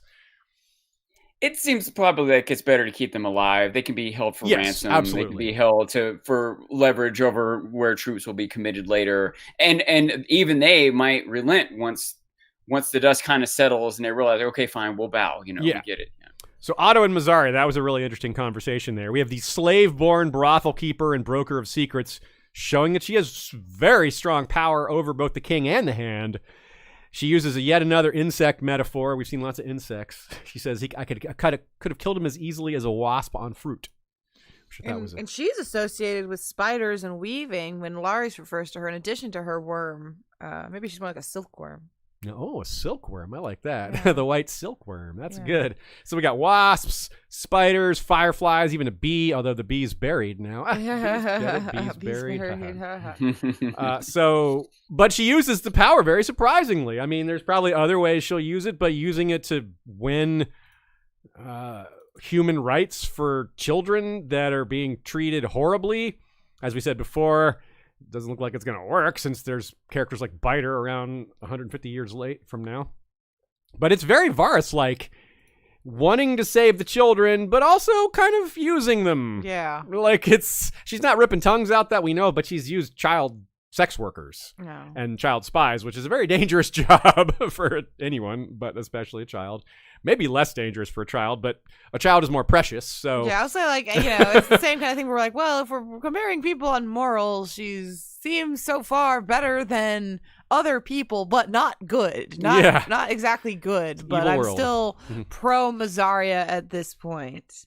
And it's pretty interesting, though, the way the exchange there. It's like Otto's scrambling to try to maintain some of his power in this dynamic, and he has a pretty strong response that doesn't seem very, but it's kind of subtle, actually. What she says is, your power is what the people will allow you to take. He's like, remember that. And he's like, I will remember. And it's like, I will remember you. Like, I will not forget this insult. I think that's kind of the subtext there. I resent you holding this power. I resent you. I love the look on Otto's face. There's like a lot of times where that actor had to have like this like intrigued expression where like he's surprised by something. And there's multiple times in this episode where he had to like kind of arch his eyebrow, and he did it really well here as well. Where he's like, "Oh, you know about Viserys? Give her the money. Give her the money." Yeah, I should have maybe mentioned him too amongst the great performances this episode, because he was really good. He's at his worst in this one. Like, he's at his most despicable in this episode, but also like his acting was really, really good. Yeah. Like you're right. Like his reactions and expressions mostly. That moment that I will remember this reminds me in that it could be interpreted a lot of different ways, and he had to make just the right facial expression. I wonder how many times they had to make that shot, how many different iterations of a facial expression, or how we read that line, because it did seem, I don't know how to say, it's threatening. Like I wondered if maybe he meant like, you're right, I need to account for the power of the people. Like, at least on the surface, he can say that. But I wonder if it might have meant like, I recognize this power you have over the people's opinion, and I want to use you in the future. You're a great ally. Thank you. Or it might be like, I don't like how much control you have over the power's opinions, and I might need to take you out. Yeah, I will. It might be a little of both, like I might need to use you, but so many things. I also am looking out for my chance to get back at you, to put you in your place, so to speak. Yeah. So this will continue, but let's look at it from some different angles. So Alicent and Larys, for example, the secret she gets at first from swapping her feet this is, by the way, the kind of twist you really can't ever see coming. Well, can I say predict, like there were leaks about this. Yes, well, I'll say that there were rumors of the foot scene for weeks, and I kept thinking it was fake. I had thought it had to be trolling. I messaged after the screeners would come out in the week. I would message like Joanna Robinson and be like, "Was there a foot scene?" And she's like, "I don't know what you're talking about." And I was like, "Okay, good." And then I messaged her after this one. I was like, "So, you remember when I texted you a couple weeks ago about a foot scene?" I don't know. Well, like, I guess this is our chance to talk about it. So I guess like I want to talk about it. There's a lot of debate on foot discourse here, right? Like, is it problematic? Does it feed into disabled stereotypes for Larys, who has a club foot, to fetishize feet? I see why people could think that it maybe is not a deconstruction or an examination or any sort of, it doesn't add depth really to Larys. So I could see where people think that it's just this, like a gross, disabled man fetishizing the thing that he's disabled over. Like, I guess I could get that, but to me, here's my take on it, which is that I don't think a foot fetish is all that gross compared to like Larry's cutting out tongues and stuff like that.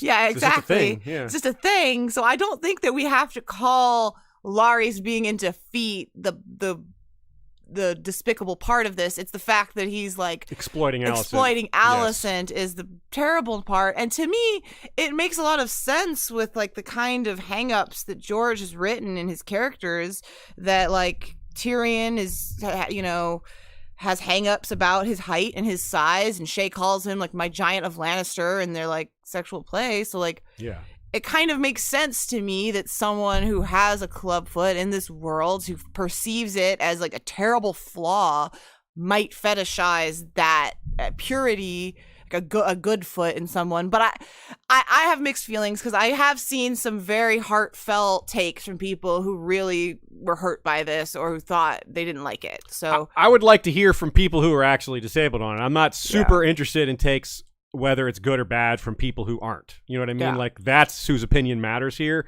And it's only been 24 hours. We haven't exactly had time to look into that. So that's where I'm sitting right now. I agree with pretty much everything you said there, Shea, which is, yeah, it's not the act, it's not the sex, it's not the type, it's not the foot fetish. It's the fact that he's exploiting her for his sexual gratification. It doesn't matter what kind of fetish it is. It's just the fact that he's using has this power over her. But maybe the writers, it might have been more sensitive to have her reveal some skin of her shoulder, or her hip, rather than her foot. I agree. That might have been more sensitive. I'm not sure. Maybe you might be right. I feel like there's a good chance of that. On the other hand, too, there is some evidence in Fire and Blood that Varys does have like an issue with his own foot.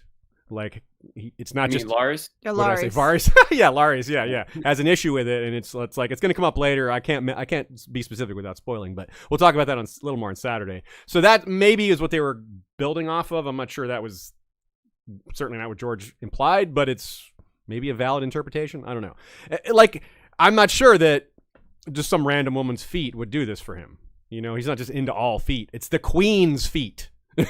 He has power. Yeah. It's a power dynamic as much as it is a sexual thing, which of course sex and power are often intertwined. And someone who didn't have this club foot might have the same fetish Yeah. for the queen or her feet or some other part of her body. Yeah, So it could happen. I can see how some people might have been offended, but I don't think there's any chance they were doing it to be offensive. No. And maybe with a budget, it might be and some insensitive. people involved, they should have been more careful that they weren't. They should have been more proactive. Yeah, I guess. I think part of it is that they didn't want to have a lot of sexual violence in the show.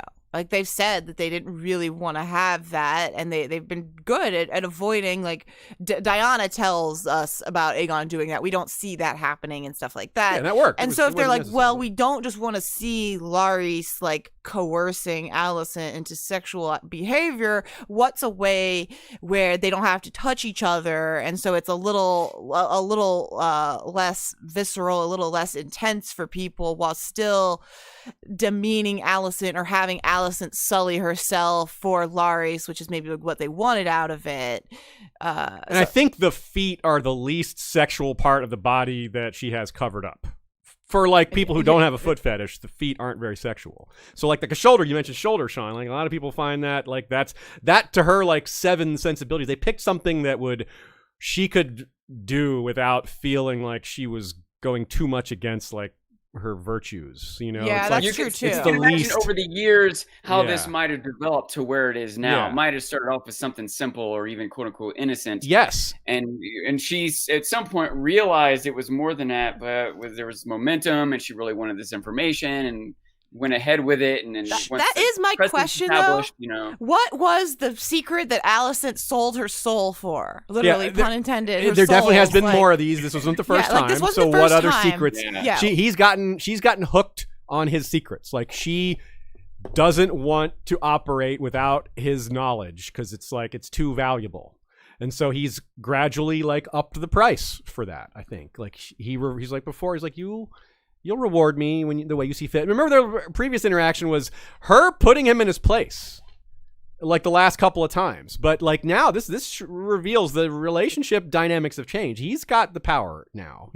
They were before, like, she still had him in control, but now he's kind of got her in control. I wonder if in this particular instance, too, he might have pushed it a step or two beyond where it was before because he knows she's more desperate right now. Which he's very adept at. We've seen that. He knows exactly, like, especially the way he adapts towards Otto's inquiry a minute later, which we'll talk about. It's super cunning and smooth and gross, but I'll say, very intelligent. I don't think he's pushed her farther today in this instant than he had before. I think they've gone all the way to him looking at her bare feet masturbating before. Like, I don't think this was the first time they did that. I guess, like, she was reluctant to go all that way, but he was like, "No, it's going to cost you the full." But again, so I'm like, what other secrets has he told her that cost the full Monty? Because at first she doesn't take her socks off. Yeah. She's just like, "Okay, here's the feet," and he's like, "A little more." He's like, this is good information." She's like, "All right." So I'm like, what? Like, as in the past, did he tell her about, like, a different time with Aegon and a girl? Like, I'm like, well, what things have been happening in the realm that Alicent would want to know, that she would need to know? It really got my mind thinking, and I don't have any good answers for big, exciting things that were foot worthy. Yeah, we'll maybe we'll have some ideas later. For now, I want to set out why he's just now learning this. Remember, all the servants were rounded up and put in jail. That's how he got access to them. He's the Lord Confessor. His official title is used later. That's the person basically in charge of the jails. So he got Talia and that child in his clutches, and that's how he found out that they were spies. So it's somewhat implied that he may have tortured her, may have tortured Talia. We'll see about that later, perhaps. So this is how. So Alicent learns, but not directly, not by name. Alicent learns that she has spies in her employ.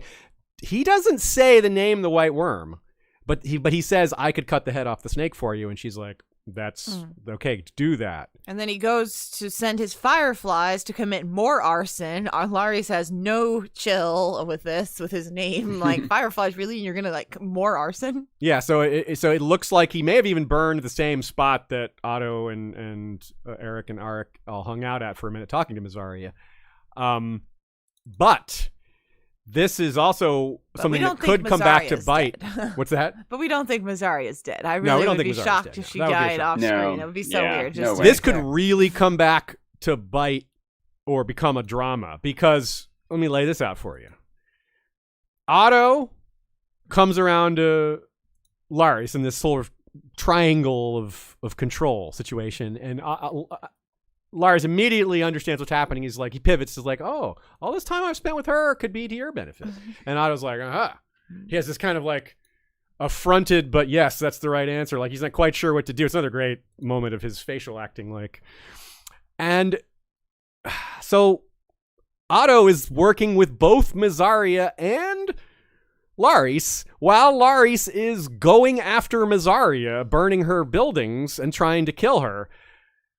If Alicent finds out her father is working with the person that is also targeting her threat, like, Mysaria, I said this badly. Mysaria has just threatened Otto, right? Now her building is being burned. Is she going to think this is Otto coming after her for that threat? When it's, in fact, Laris at Alicent's behest, but Alicent doesn't know who she's targeting. She just knows Laris is going after this generic spy person that did this. So this really, if the names come out, this could really blow up even and make Otto and Alicent's relationship even worse than it already is. You know, I wanted to point. Oh, I was just gonna say, I forgot to say it earlier, but Otto never recognizes it. But obviously, he knows that Mysaria and Daemon were together. Yeah, he met her in person. Yep. I just have to throw that out there. That, like, in terms of Otto accepting her information, I don't know. Yeah, he's now met her in person. Or so now, why Mysaria might think that Otto would get this information from her and then go attack her because he doesn't trust her because he knows that she's with Daemon or something like that. Yep. I wanted to point out, I feel like Laris's MO is he pretends like there's nothing to talk about. Like multiple times he's been like walking away, leaving the room, and someone's like, oh, wait, hold on. Please don't leave. I want to ask you something else. And sometimes they feel almost like they've hooked him. Like Otto was like, you've been meeting with my daughter. I feel like Otto feels like he's hooked Laris. But really Laris is like, gotcha. Yeah. Lars really just hooked Otto. Yeah, he may have. Yeah, I really wonder what he means by that. Like, does he actually have some measure of loyalty to Alicent, or is he just willing to sell her out given the circumstances? I mean, he's not going to go down. He's not going to die for her, but you know, one way or the other, he has an immense amount of power with the information he has and the people that want it. Yeah, he doesn't want to give that up. That's true. Yeah, he likes having. Like in a way, he's got maybe I don't know how to say this exactly. It's kind of what you talk about, just the nature of power. But in a way, he has more power than Rhaenys on her dragon. In some ways, yeah, you're right. You're totally right. Yeah, it's a different level of power. Like he can't go crush an army, or storm the dragon pit. He can convince someone else to go crush an army, or murder a dragon rider or something like that. Dragon rider, yeah. Alicent and Rhaenys. That scene we talked about briefly before, just in how good the acting was. Let's talk about the content and what they actually discussed. So she points out what happened to Laenor and Lena. That was probably a good way to broach the subject. Bringing up the Sea Snake's ambition and how that had thrown in her house into disarray. I'm not sure that was so smooth. Yeah, that was kind of like, I was just maybe like, let's rub your face in your wound, like salt in the wound. Yeah, it was that. It really was. Where I was like, well, I mean, I at the end, Rhaenys says, how she says, you're wiser than I thought you were, Alicent Hightower. I was like almost expecting her to say something like, and I didn't think you were very smart in the first place. So that's not saying a lot, Like that was the unspoken part. Yeah. Like, you're wiser than I thought you were, but you're not very wise still. That's kind of what I took. There's a bit of like respect yet not respect in this moment where she's like, well, I respect you enough to trust you. If you say you're going to back us, I will believe you. But if you don't say you're going to back us, I'm going to lock you in this room. So they're kind of being upfront with their rudeness, and it's like kind of the way these power games sort of go. They're like, I'm going to give you some measure of dignity by trusting you, but I'm also putting you, forcing this choice on you. Yeah. And it shows the sort of Otto's kind of reasoning here is like, look, if you're not ruthless about this, you let something go unchecked here and it can just totally backfire. And she didn't properly lock down Rhaenys, and then it backfired pretty bad. Of course, she couldn't necessarily foresee a Kingsguard letting Rhaenys out, but I don't know. Things happen. Yeah. You can't. This is why I like having. It would have been hard for someone to account for that. Yeah. I think. Yeah. You know what I mean? Like it's. What else could she have done? Post a guard in the room with Rhaenys, or I don't know. So my question is did they know Rhaenys was gone when they went to the coronation? Did anyone know that Rhaenys was gone? Like, was she a wild card then, or did they think that she was just still in her room right then? I bet they just thought she was still in her room. Yeah. Like, even if someone did notice it, which there might have been way less people to notice it because they just locked up all the servants, right? Yeah. So it's less likely for someone to be going in there and checking on her. And if someone did, how long would it take them to fight through the crowds and get to the dragon pit and up to the stage? And like, I need to tell the queens, like, not right now. This is not, they would not have been allowed to deliver that message. So, but no, I said it at the beginning, but I will say this is my favorite scene in the episode, and maybe in the season in general.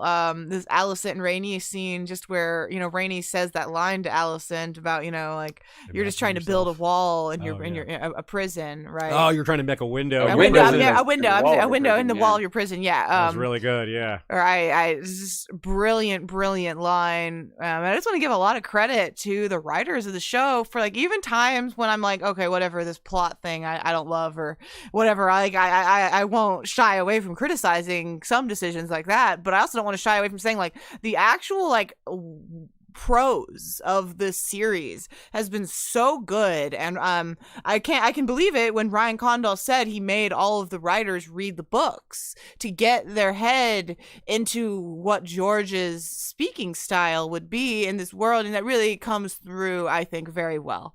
So props to them for the dialogue in particular. Yeah. Well, another little, note, realization here. Rita was kind of picking my brain. She's careful not to spoil stuff, but she's trying to ask me some good questions and got me to realize that at this moment, with this decision, Alicent isn't even queen anymore. She's Dowager Queen. Helena is. Dowager Queen, yeah. Right? Yes, yeah, I know. I was hoping to see Helena get crowned as well with Aegon there, because she should have a crown, and she would be crowned. Obviously, they were like, this is a little much. They could just say that was not even like Aegon is too young and Alicent's ruling in his stead. He's old enough. Yeah, Helena's old enough. Alicent's power is a big drop down. Whether she realizes it, whether it plays out that way, like obviously the details of how actual power can play out with the positions and the people in charge and stuff can vary a lot, but at least in theory, she can get knocked down a couple pegs in her ability to be on the council or make decisions, or by the fact that her son is now the king and doesn't, he doesn't have to listen to her anymore. He can listen to her. He might a lot, but he doesn't have to. Especially if Otto had gotten to Aegon first and said, "All right, first thing you need to do is take your mom off the council." Yeah, or remember what she said? She was like, "Don't kill Rhaenyra." Don't kill Rhaenyra, right? But he's not beholden to that. He's like, he didn't even really give her an answer. No. He just, she's trying to tell him that. He's like, do you love me? Yeah. Come on, I'm trying to tell you not to kill someone. But I'm just realizing it was extra important. It was relatively more important for Alicent to get to Aegon first than Otto. Yeah. Because she's going to lose relatively way more power than him. If he's Hand of the King and he's still Hand of the King, and now the king is this young kid, doesn't know what he's doing, Otto's gaining power. That's sort of Alicent true. Isn't even queen anymore. Let me point out that's sort of true. You're right for right now, but that's a job. He can be stripped of that title. She can't be stripped of being the Dowager Queen. She is that. She can't be stripped of being his mother. But he can be stripped of it. It's already happened. He still has grandfather. He still has a little power implicitly. But she has a guaranteed number 8 spot that may effectively be 2 or 3 right now. He has a number 2 spot, but it's not as guaranteed. But it could drop. Yeah, it could become a nothing. Like he could be sent back. Because when he was sent back to Old Town, he was effectively nothing. Yeah. But then he came back. If he gets dropped, he goes down to 800. Yeah. So outside of the castle, the Gold Cloaks start herding people towards the Dragon Pit for the coronation. They don't know what they're being herded for. They're just like, everyone's being forced towards the Dragon Pit. Eric doesn't know, as evidenced by the fact that Rhaenys is like, I don't want to go to a ship. I want to go to the Dragon Pit, get my dragon. He's like, nah, they're going to be looking for you there. And then it's just kind of a funny twist because that's where the crowd's going. And so she just has that great smile where she's like, oh, well, this is going to work out. I'm getting led to the Dragon Pit anyway. And this is after she gets separated from Eric. She's like, crap, I don't even have my guard with me anymore. And then, oh, never mind. I can get my dragon. I don't need a king's guard. I've got her. So we'll have to, I guess we'll find out later what happened with Eric, but that's plenty of time for that some other time. she goes in. She's kind of like our inside the crowd POV for a minute there. Then it kind of just switches to the stage with a minute or two. Every once in a while, we see what she's doing until she gets her moment to sneak off. So Aegon's... this was really well done, the way the crowd is just kind of confused. They like... Otto's speech was kind of stirring in terms of like saying goodbye to the king, and that moved some people. But then when they're starting to announce the new king, the crowd is just kind of like, oh, yeah, all right, okay. They were confused. They were like, wait, wasn't there a queen? Like, what happened to... In the book, there's a few people like, hail the queen, like they're yelling for Rhaenyra, like a couple of them, and they're just like, not a lot of them, but it's notable. But then it just starts to, as the fanfare builds a little bit, as Aegon gets into it a little more, as Kristen Cole's yelling and the Septon is blessing him in oil. It's kind of interesting how in contrast to the Valyrian stuff, he's just like wiping like nothing on his like holy water. I don't know what that is. There's no ash or anything. Like there's blood for. I was assuming it was holy water of some that's sort. what I assumed. Do they have holy water? I guess they do. Yeah, I guess they do. They have those oils, which maybe they said the holy oils as well, which maybe there was some oil there, just like see through. I don't know. Yeah, that's true. So they suddenly, like, the crowd starts to get into it. They start to cheer. What's that? CBD oil. CBD oil. If it had really been holy water, it would have started to burn his forehead when they wiped it on him. Yeah, they were like, I am not worried. Like, just sizzling off. Yeah. So, yeah, like I said before, he's never been loved. He's grown up with this kind of hole in his heart or whatever. And all of a sudden, like, he's like, wow, these people love me. Like, he's into it. He's getting, like, a fire hose that he had all at once that he never got his whole life, and he's like a rock star, like, yeah, love me, yeah. I think it's worth noting, even before that, as he like knelt down, he did the water, and they gave him the crown, and he was still facing away from the crowd, and as he looked across the stage, all these members of his family and the government, each one of them made a little bow to him. Yeah, a little nod one time. That was cool. Hand just bowed to me. My mom, like my brother? Yeah. Like starting to sink in. Real, huh? Yeah. The power. Not just the masses, but like it's. I don't know. I mean, they've been setting him up to be, a dangerous character, right? So I am more scared. I want to have this hope that he's filled this hole in his heart, and now he feels accepted with absolute power. I'm scared that, the gods have yet to make a man who lacks the patience for absolute power. Otto said it himself. It's funny. I said the same thing too, Sean, when I was like, there's a world in which that could be a good thing. Like someone seeing the love of the people for them and wanting to make the people happy, like that could be good. Like I really don't think it will be, especially most monarchs are not really going to do anything good for their people in general, so Aegon isn't really much different on that front. But like I can't, like, it's the same kind of thing where like I think of billionaires or I think about stuff like that where I'm like, I can't imagine having that power to just help people and not doing it. Not do it. And not being like, I want to be the coolest person on the world. Yeah, I want to donate all, like, I want to please the people. Like, I do. I am a people pleaser. So, like, it seems like it could be such a positive, but it won't be. It just won't be. Yeah. It won't be. Yep, there's no foreshadowing for it to be good. Yeah, and like so all of a sudden he's like, maybe I want this after all. Maybe I'm into this, and starts to dawn on him all the things he can do that he hadn't thought about. Yeah, maybe he does have the patience for it after all.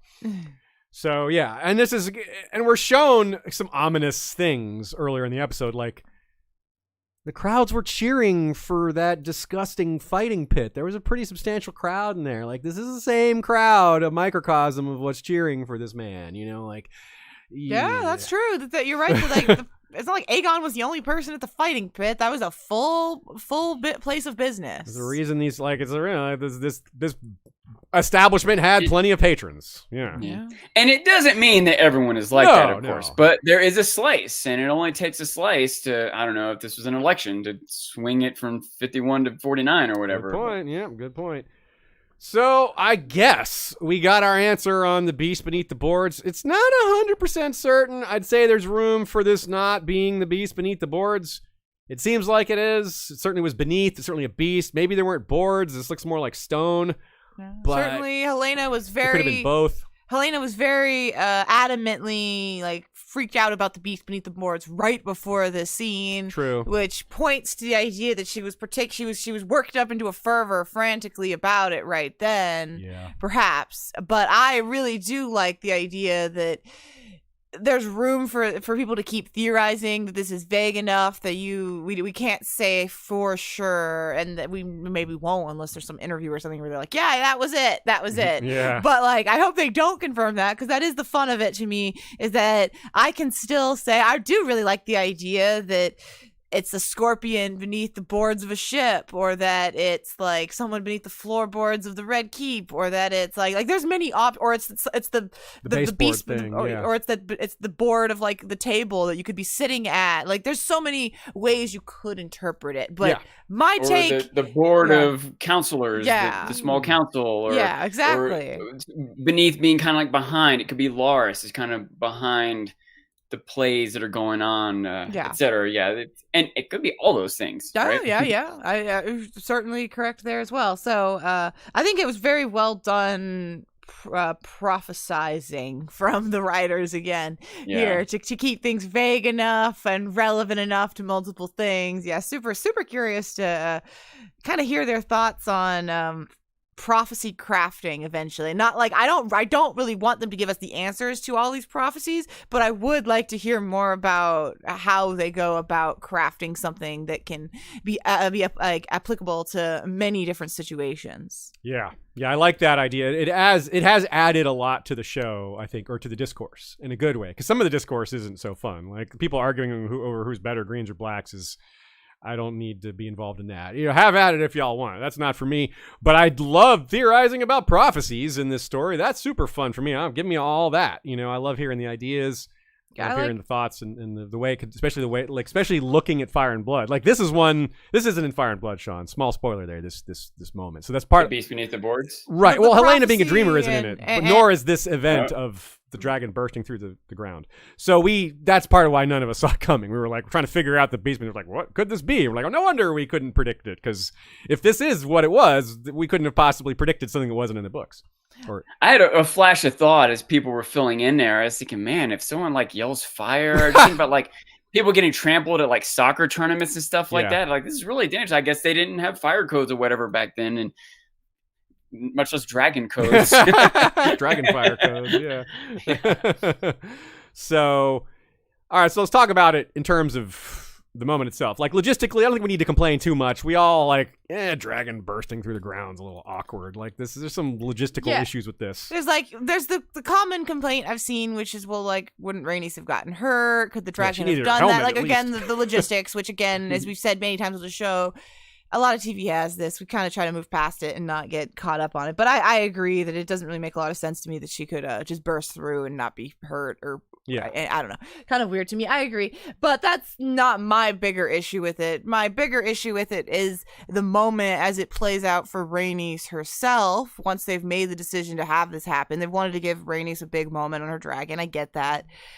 But I feel, and this was a take from Kavita, who we had on the other week, as y'all remember, Dr. Kavita Mudan Finn, who said where she thinks that it could have really clicked for her is if they had given Rhaenys a speech here. If Rhaenys had looked down at the Greens and scorned them and said, I don't want to be a kinslayer right now, but hear this, that you were wrong, and we will be back with fire and blood. Like, this will lead to bloodshed if you continue down the route you're going. And that she could have warned them and had a big speech moment for Eve Best to boot, and explained herself to the audience so that we don't have to hear in the behind the scenes, oh, she did it for the mercy of a mother, which is what they said.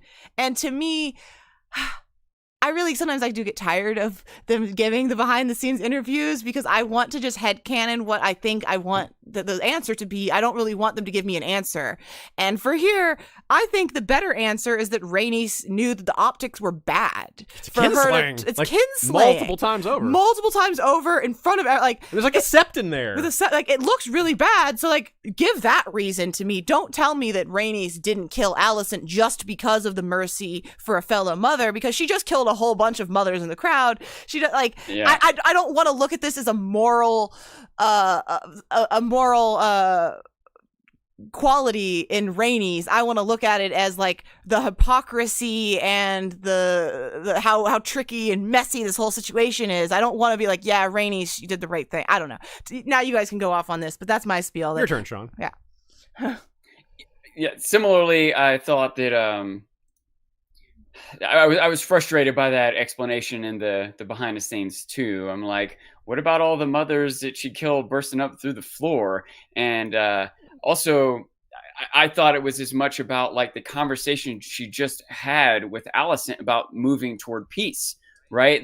So this was her move toward peace by not like burning you all alive. Like, look, maybe we can find a compromise. I could kill you, but I'm not. So later on, remember this: when you could kill some people, maybe you shouldn't.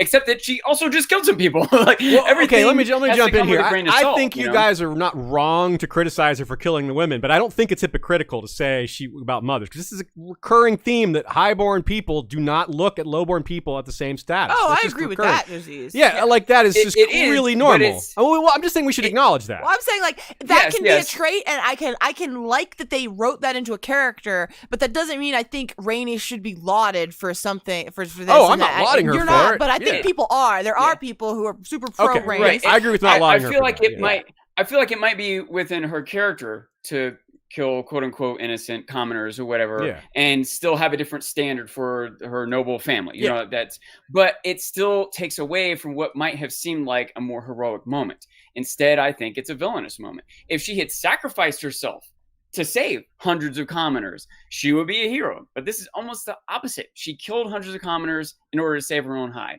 And okay, fine, she didn't kill these 8 more innocent, quote unquote, people on stage, but I don't think it made it okay what she did. Especially when you can even. I don't think anyone's arguing it made it okay. Like I don't know that we. I don't think we. Well, okay. Everyone, we already all agreed it wasn't okay. Okay, well, none of us here. None of us here on this panel, but I will say that that's what I meant.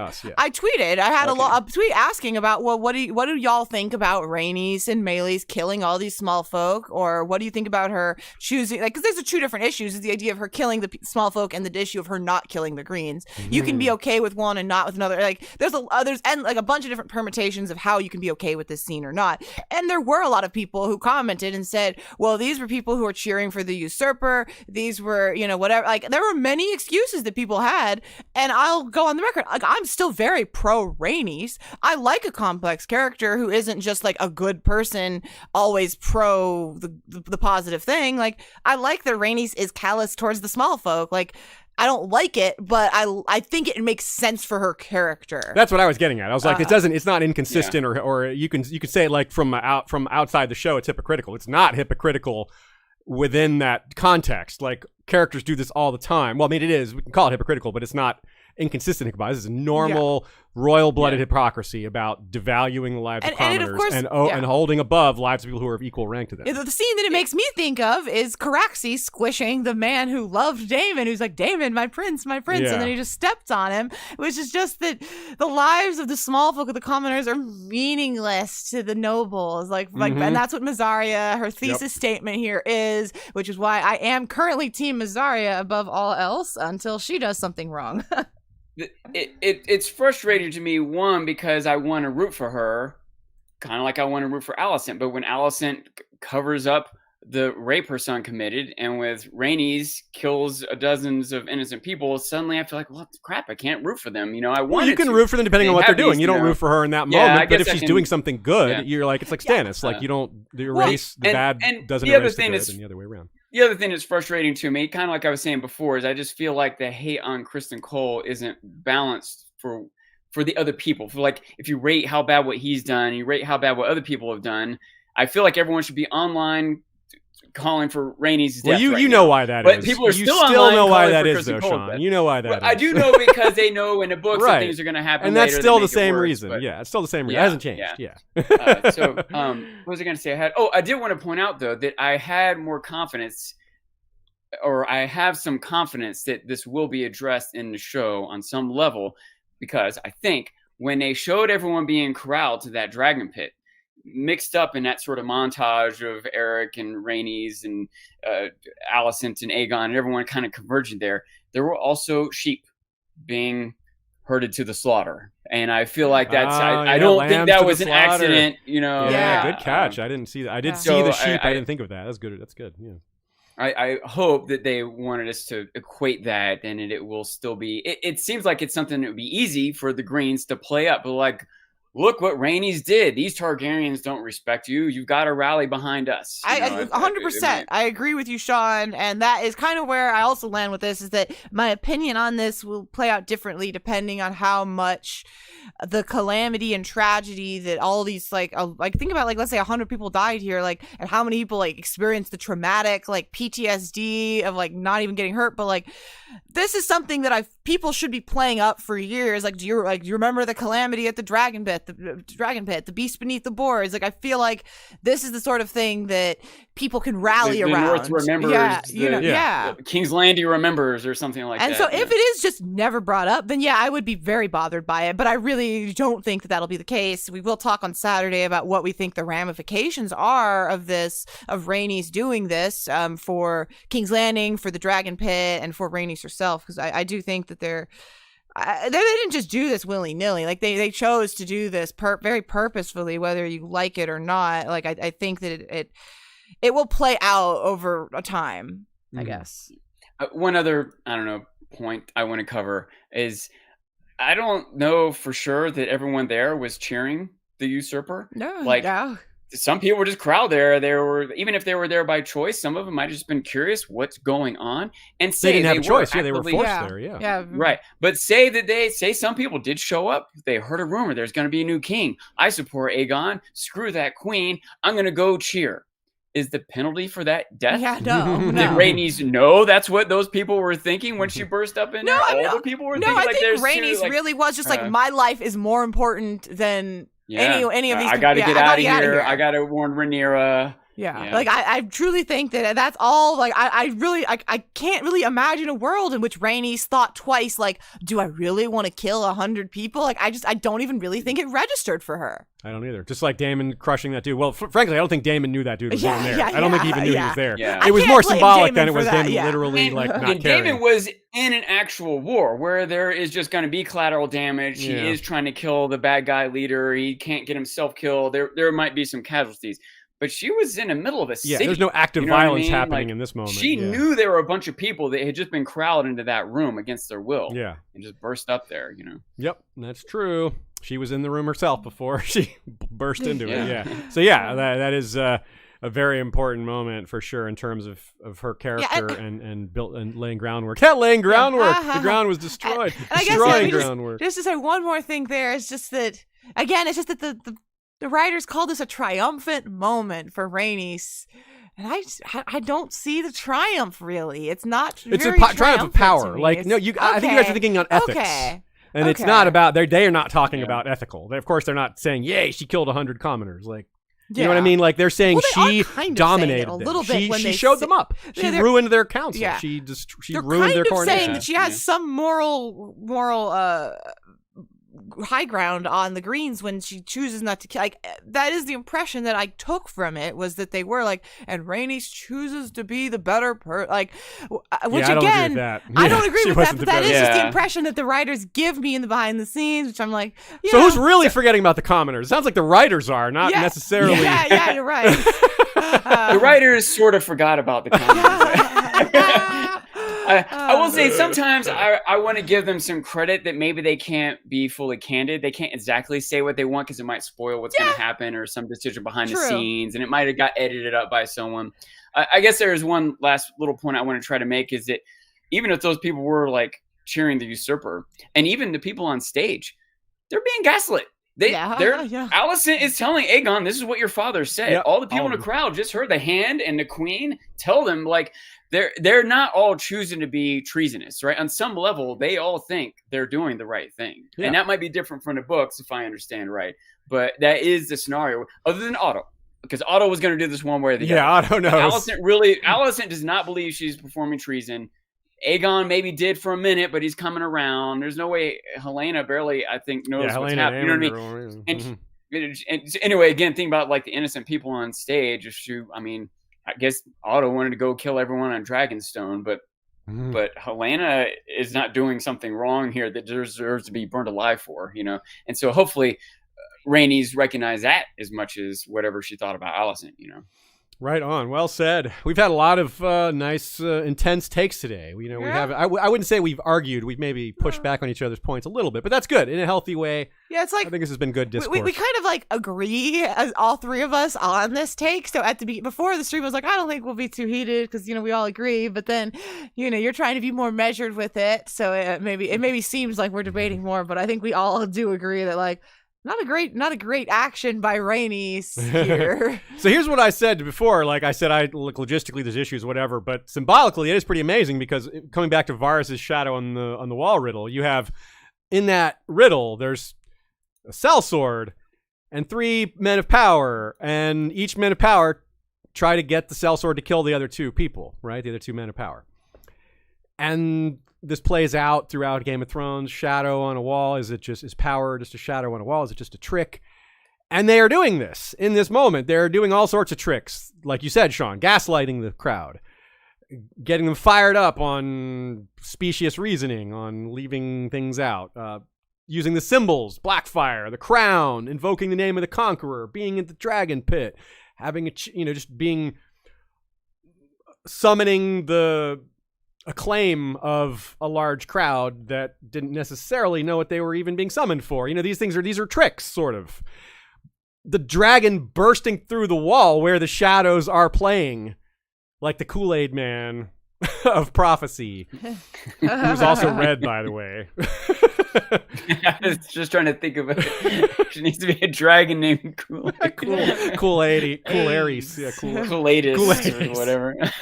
It's pretty amazing. Like, it's really stirring. Like, it's like, this is real power, y'all. Like, all these shadows are nothing compared to this thing that can smash through the wall that Shadow's dancing on. And if it wanted to, could torch all of you, but it chooses not to this one time. So that part really works well for me. As much as the logistics are like, and I don't like seeing Rhaenys as a character I like kill all these people. It's what happened. And so I gotta like looking at the good side. I love the symbolism of this moment. So like the whole Green Council, that's what they're doing. They're kind of arguing over how to do their shadows. That's like what they're trying to do. They're trying to arrange the shadows a certain way, right? Like, hey, let's get our certain allies in a row and not tell people and do all this other thing. These are all shadows on the wall. Also, I'd like to say that if Aegon was wondering whether Alicent loved him, she did get in front of him. I think he got his answer here. Like, that's really true. Like I hope that he clocked that she, she still cares. Alicent was very brave in that moment. Yeah. They to the Greens' credit, they could have run away, but that would have looked bad. Yeah. And it looks good that they stood there. Like, it looks bad that they're being overpowered, but it would have looked worse if they ran away. They at least looked kind of brave standing on. Not one of them ran. Like, they all stood there. I loved look on Helena's face because she's like, it came true. I was right. She's like, beast, boards, beneath.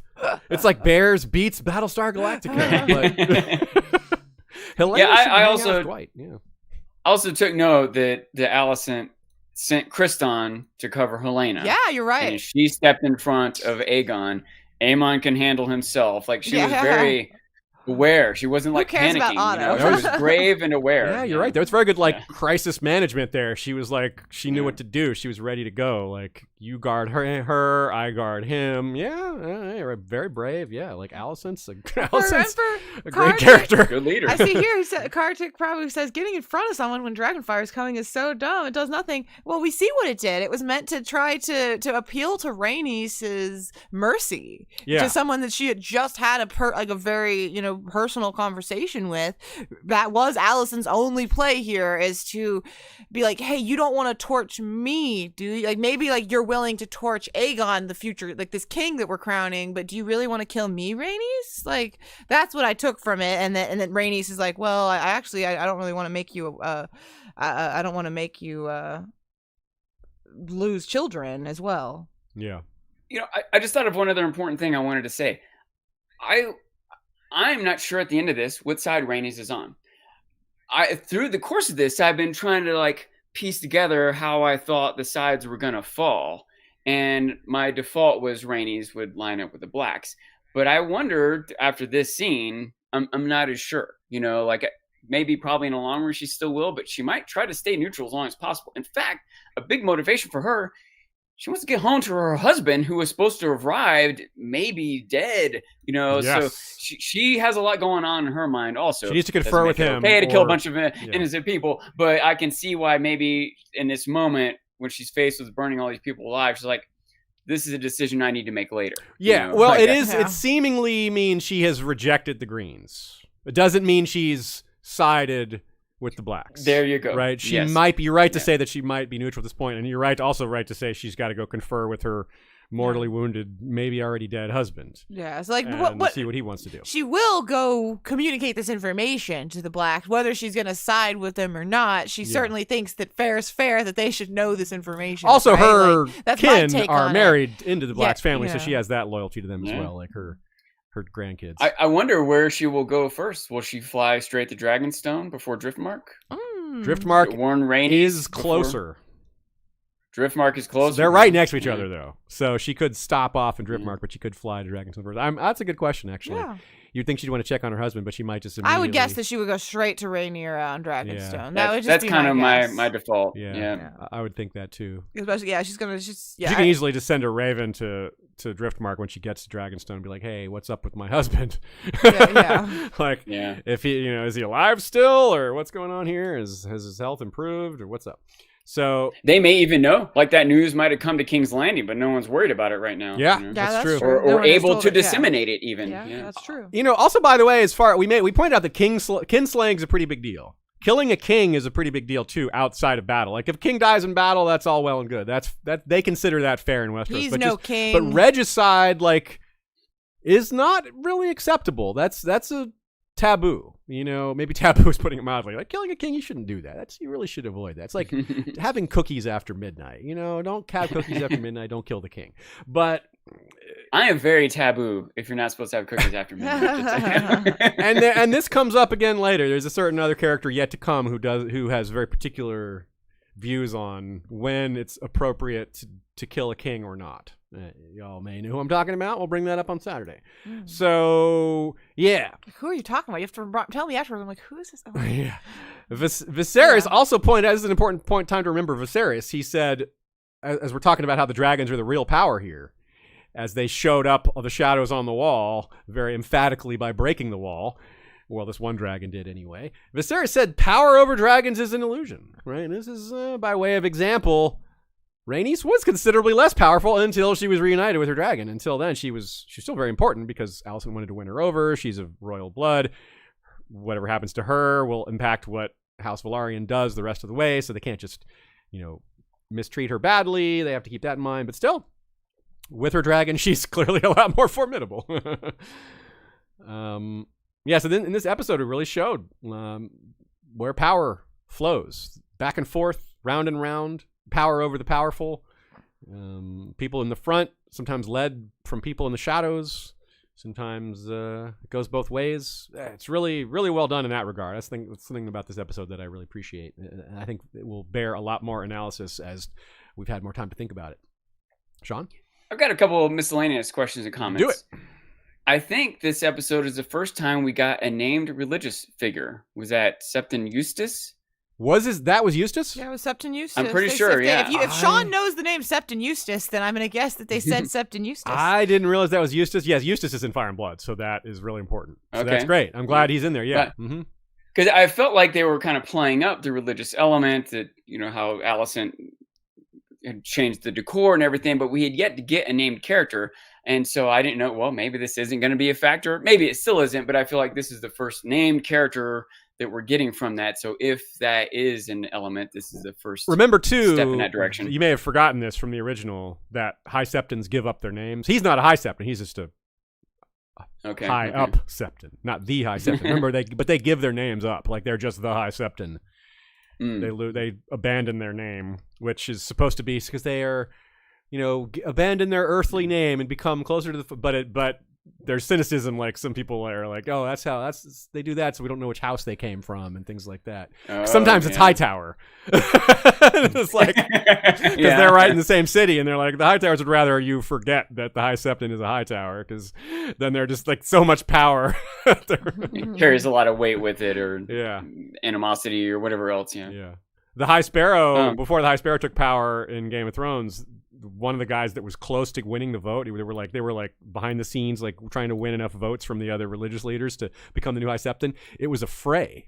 The Frey at King's Landing, it's like Walder's like 9th son or 6th son or something like that, was like using Frey money, was bribing his way and was going to win, until the High Sparrow just like barrels in on the backs of the commoners and is like, nope, this is the guy now. So so Septon Eustace and the commoners. Other religious figures will matter later as well.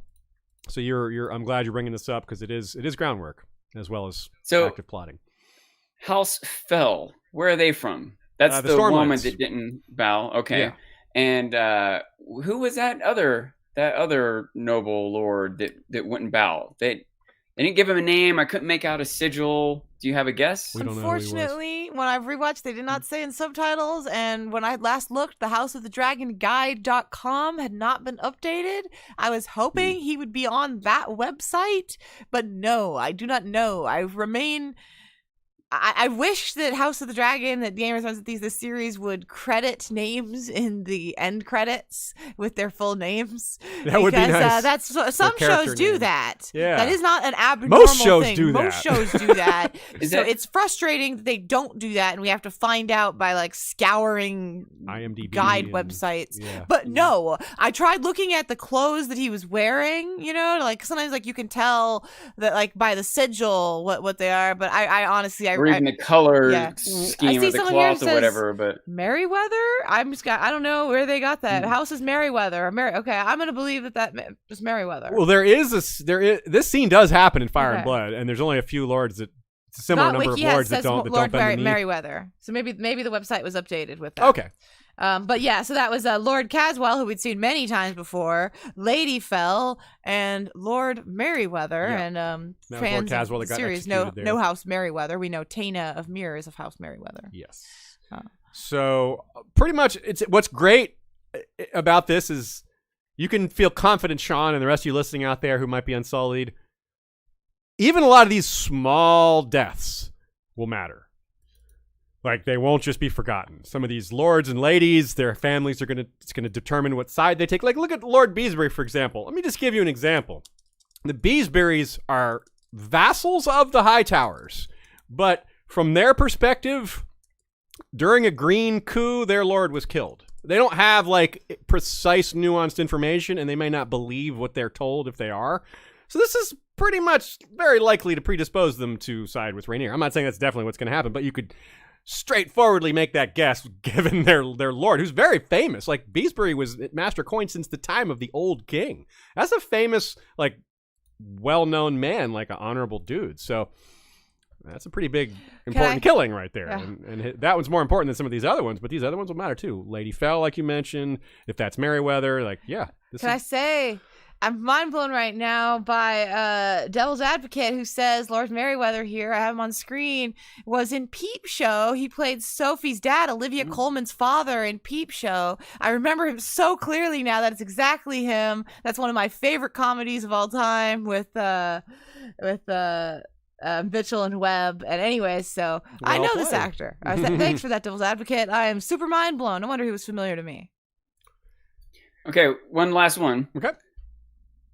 The Lord Commander ditching his cloak and leaving the Kingsguard. Yeah. Awkward circumstances, but still, is that precedent setting? Has anyone resigned from the Kingsguard before? Not that I know of. He might have been the first one. Sandor kind of did. He ran away. He didn't really resign. He kind of fled. Well, I think we mean precedent, like in world. In the history. Before then, no, not that we know of. No, I don't think we know of an example before that. And of course, this doesn't happen in Fire and Blood, so this isn't really a precedent set in Fire and Blood at all. In Fire and Blood, Kristen Cole, he dies. Harold Whistling just dies, like of it's like old 15 age or years something. Before like this. 15 years before, and Cole is named Lord Commander then. So it's really not a thing. Like, it's not a huge change, but a complete change. So yeah, so maybe gives more weight to, I don't know, Alicent's play and Cole's. Yeah, and us book readers have no idea what Westerling's going to do. Where is he going to show up? It keeps him surprised. Is it going to be like, Barristan with Dany, where Harold shows up with Rhaenyra? Is Westerling going to be like, oh, okay, you crowned Aegon and everyone went along with it? Okay, I'm back. Or like, what could Harold do right here is a big question. One thing House of the Dragon has already beaten Game of Thrones on is people wearing murder cowls. There's just so many murder cowls going. So maybe Harold Westerling will also wear a murder cowl. Because Barristan did wear one. Yeah, hats too. That's right. Kristen wore that hat because Kristen Cold. Yeah, Kristen Cold. Yeah, that hat is really like funny. It is like objectively very amusing to me to see him in his hat. I appreciate him. I'm like, what are you hiding? Like, there's no like. He's like, oh, I'm pretending to be a commoner, so I have to wear a hat. But it's like, you don't have silver hair. You need to hide. Yeah, it's like what is everyone knows Kristen Cole's hair? Yeah, I don't know about that. And that eye patch is like, you're not fooling anybody with that eye patch, bro. But yeah, Kristen Cole with his hat. It's funny because it's also like you said, the going incognito with something that doesn't need to be incognito. It's like that dude is really handsome, but somehow that hat makes him look orders of magnitude less handsome. He looks so dorky. It's weird. It's like really shows you the power of fashion. Usually it like makes people look better, but this is like, man, this hat really just completely makes him look like a doofus. Fashionista. Yeah, and you rarely see me mock what someone looks like. I mean, he can handle it because he's so good looking. Like, he can afford to be taken down a peg. And he just takes the hat off and he's fine. Sean and Aziz both think that Kristen Cole is the most attractive in the realm. hottest. Yeah, but hold on. I need to cancel my Amazon order. Hat canceled, yes. Super chats here. A few last comments. Bill Sotheby, Rhaenys could have blasted out the exit door and only killed a handful of guards to escape. She did choose to kill the commoners to make a statement. Like I feel like that there wasn't that is my thought as well. It's like, wasn't there an exit, a back exit that she could have gone to? Maybe she was worried that her dragon would get killed in trying to do that. There are definitely other exits to the dragon pit. We saw Rhaenyra use one in the first scene of the entire show. Yeah. After the Great Council. Yeah, like she landed in some courtyard in the Dragon Wing, and it wasn't through those giant doors. That was one of my, I don't know, like justifications. Was it maybe that floor like opens up or pulls away, and there was no other way out? But probably not. Apparently not. No. And that doesn't make sense either. Yeah. I definitely agree with Bill Sotheby that she was making a statement. I'm not sure if I exactly agree with, because I think I'm more on the thing that she was just kind of ignoring the commoners. Like, whatever happens to them, she doesn't care. Yeah. They were just incidental. But it was a statement. Whether that was an intentional aspect of the statement is certainly something we've talked about a lot. So yeah, it was meaningful. Old Nan says, my son is disabled, which I have mentioned prior. Yes, we see it as a bad trope. Alicent is using this as a tool with Larys. Normally it would have been a flash of thigh or breast from a strobe. Yeah, they definitely could have written it differently. That's why we said we're not sure. We want to hear from more people that have real perspective on this, so that helps. That's a big one. Like, even one opinion at this point means a lot because we don't have a lot to go with. So far, it, Old Nan. We've heard it from Old Nan speaking words of wisdom. Old Nan is always right. So we don't need any more takes. Old Nan is right. But seriously, that this bears further analysis, and if Old Nan is right, or if her opinion is shared by other folks in this state, then we're gonna have to criticize him for this. Lacey Joe 13 says, is Bela a Dragonstone with Daemon and Rhaenyra? I thought that might affect Rhaenys' decisions. Yes, she is a Dragonstone. She went with her betrothed. Yeah, and so it makes sense that Rhaenys, even if maybe she already would have been like, I should go tell Rhaenyra, but even more than before, she would be like, my granddaughters are there. I should go warn my granddaughters. Yes. I should go take them home. Yeah. Oh, yeah. That's whatever needs doing. True. I should be with them. She needs to be with her family. Yeah. I mean, you're right. Like, that's another thing. We said she wants to go see her husband, but her granddaughters as well. She's not so excited about her grandkids because she doesn't acknowledge them as hers, which, fair. I guess they aren't technically. But she may have to get with the program if she's going to get more involved on that side of things. Eric Thompson says, I believe every prophecy of Helena's has been fulfilled in the episode preceding the prophecy. Aemon's eye, spools of thread, now the beast. Yeah, the beast was the only one she said twice. But yeah, it was both said before this episode and in this one. So yeah, kind of, yeah. But yeah, if we do take the other two to have already come true, then that is more fodder for the idea that the beast beneath the board's prophecy has now come to fruition. If people are debating it, I think that should be a point in that favor. The fact that the other ones came to fruition immediately. Yeah. Yeah, Sean. It's worth noting, though, that those other ones sort of are continuous. Yeah. Right? Like the spools of thread are still being woven. The eye is still closed. It could be the beast is still under the boards. Okay. Yeah. Prophecy often has multiple meanings. So yeah, we won't close the door on that entirely. Good thought there, Sean. You're right. I would guess that if there's more to come, they would rather give us another prophecy. That might be more fun. But that doesn't mean they can't. They can do both. They could have only one closed eye, but many beasts under many boards. And many beats, and many Battlestar Galacticas, and many bears. When you said beats, I was picturing a DJ. You should have been picturing Tommen. Wait, he doesn't like beats. No, he's the last person you should be. Anti-Tommen. All right, folks, that is a wrap. Unless either of y'all have any final thoughts, anything we missed, anything from the chat that didn't make it into our little document here. I don't have exactly a final thought, but I have a joke that was in our synopsis video that I never had a chance to share, but I want to share really badly. Aemond literally studied the blade. If anyone knows that meme. It says, Aemond says, I studied history and philosophy while my brother was partying, basically. And this is a real meme that I'll put on screen as well. That I will put on screen here. I studied the blade, as you can see. Right there. While you were partying, I studied the blade. That's Aemond. I don't know. I just had to take a beat for that because, like, I asked Aziz, I was like, was that in Fire and Blood that Aemond, like, studies while his brother, like, no, but it's not really spoken about. I really like any additional characterization to these characters. Well, it is in Fire and Blood that he studied the blade. Yeah, he did. Not study that the exact blade. phrase, but not the idea that Aemond was partying while he was being a history philosopher king prodigy. Anyways, whatever. It's more implied, but without the study part. More of like, he was definitely training to be a warrior. And Aegon was definitely off partying, but yeah, the philosophy stuff and history stuff wasn't necessarily mentioned in Fire and Blood that I can recall. I'll have to keep an eye out for that. It's like, what histories is he studying? Is he good at his High Valyrian? Like, what philosophy? Like, communist I think they put that into more bookend with Daemon, who we saw studying history kind of in his spare time too, especially Targaryen history. But it also makes me think of, like, maybe that's another thing that Aemond had in common with Viserys, with his father, because Viserys loved histories. Yeah, point. Sean. It also rivals him more with Jace, because that was like a comparison contrast that I had made, where it's like Jace is studying history in Old Valyria and Aemond is studying how to fight. Like, Aemond's also studying history and philosophy. You're right. So he's well-rounded. That's a great point, Sean, actually. Good at the fighting part. Yeah, you're completely right, though. That, like, we did highlight how that's the Jace was preparing for ruling, and yes. Aemond is too. Very good point, yeah. I would love to see some sort of Aemond Wesley Snipes mashup if he studied the blade.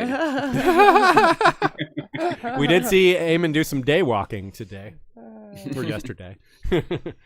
All right, my friends and fellow Westorians, let's hit our outro. Oh, wait, one more thing. Oh, there's two things. One, Aziz will be in New York on October 27th for the Rise of the Dragon event with George R. R. Martin in New York City, as will a bunch of other podcaster friends of ours. Yeah. So if you're going to be at that event, be sure to hit us up. And that's in like 10 days? Yeah, that's in 10 days. This is the 17th, and that'll be on the 27th of October, 2022, because you might be listening to this far in the future. The future. Ooh. You might be listening to this and I'm dead. Oh, dark. But years yeah, you might be listening to this in 100 years. I don't know. That'd be weird. But the second thing is that I will be at the George R. R. Martin and Kevin Smith event on November 3rd in New Jersey, along with some other folks. Tickets are still on sale, so hit me up if you want to meet up in New Jersey, which is, like, I consider, the height of culture and sophistication in the United States. And it's where George R. R. Martin is from. Yeah. He is a New Jerseyite. Oh, and I'm from Eric Thompson. Haven't heard it in a while. Ashea is the best. Well, I think that House of the Dragon is the best. Y'all are in two separate categories. Yes, we agree. We do agree. With both of those sentiments. Both of y'all are the best. And as always, we're sharing behind the scenes footage on TikTok at The History of Westeros. Yeah. Ooh. Check it out. Growing that TikTok channel of ours quickly. That's right. So you can always reach out to us, like I said earlier at the beginning of the episode, on Facebook or Discord. You can also send us an email at westeroshistory@gmail.com. You can find us on Twitter at Westeros History, at Myronese Knot, and at Dancing Sean. Yeah. Follow me, but don't spoil me. Yes, follow him, but don't spoil him. That's right. Well said, yes. You can also drop us a review. I haven't mentioned that in a while. You can leave us a review on iTunes or Spotify, wherever you leave reviews. That would be cool. We always get, like, during TV show season, we always get, like, people that aren't used to listening to our show, and they're like, these guys just talk weird, and they have all these weird mannerisms, and so, like, we get like people that aren't outside of our normal audience. Why do they say well point? They give us kind of middling reviews, so y'all could come in and balance that out for us. All right, yes, thank you if you came live and asked questions. A lot of great chat today, a lot of great takes, a lot of Unlike insights. Normally. You guys normally suck. Now you guys are normally awesome. Shay is just joshing you. Thanks and jilling you too. Yeah, joshing you, jilling you, not the other J word, yeah, and let's not. Yeah. I'm not jacking you. You can say it. I'm not going to say that. Johnning is fine. Jahari Singh. With 5 or 6 fingers. Yes. Is it better with 6 fingers? That's very niche. That's a very niche fetish. 6-fingered fetish. Wow. Jahari Singh. Oh boy. Definitely time to end this one. All right. Thank you, Michael Klarfeld, for your awesome maps and video intro in our other episodes. Thank you to Bran Winslow for the intro in these coverage episodes, these House of the Dragon coverage episodes. Thank you to our patrons. Thank you to our subscribers on Spotify. Those are our 2 main ways to become voluntary recurring supporters of History of Westeros. There's also other methods via our website. You can go there, historyofwesteros.com. It'll give you the deal. Saturdays are our spoiler streams. As I said at the beginning of the episode, our guest this last Saturday will be Kim Renfro. We will have coverage after the season is over. We'll do some things here and there, but it won't be every Monday and Saturday. But you can still check out Dire Wolf City tonight. They are getting started right about now. If you are catching this later, you can catch them later as well. Radio Westeros goes on Tuesdays. Definitely check them out as well. And we will hopefully have our part 5 of our book-only coverage of Dance of the Dragons made in collaboration with them, that being Radio Westeros, sometime this month. All right. I think that's it. Until next time, Valar reread us and Valar rewatch us. If I can actually play the outro.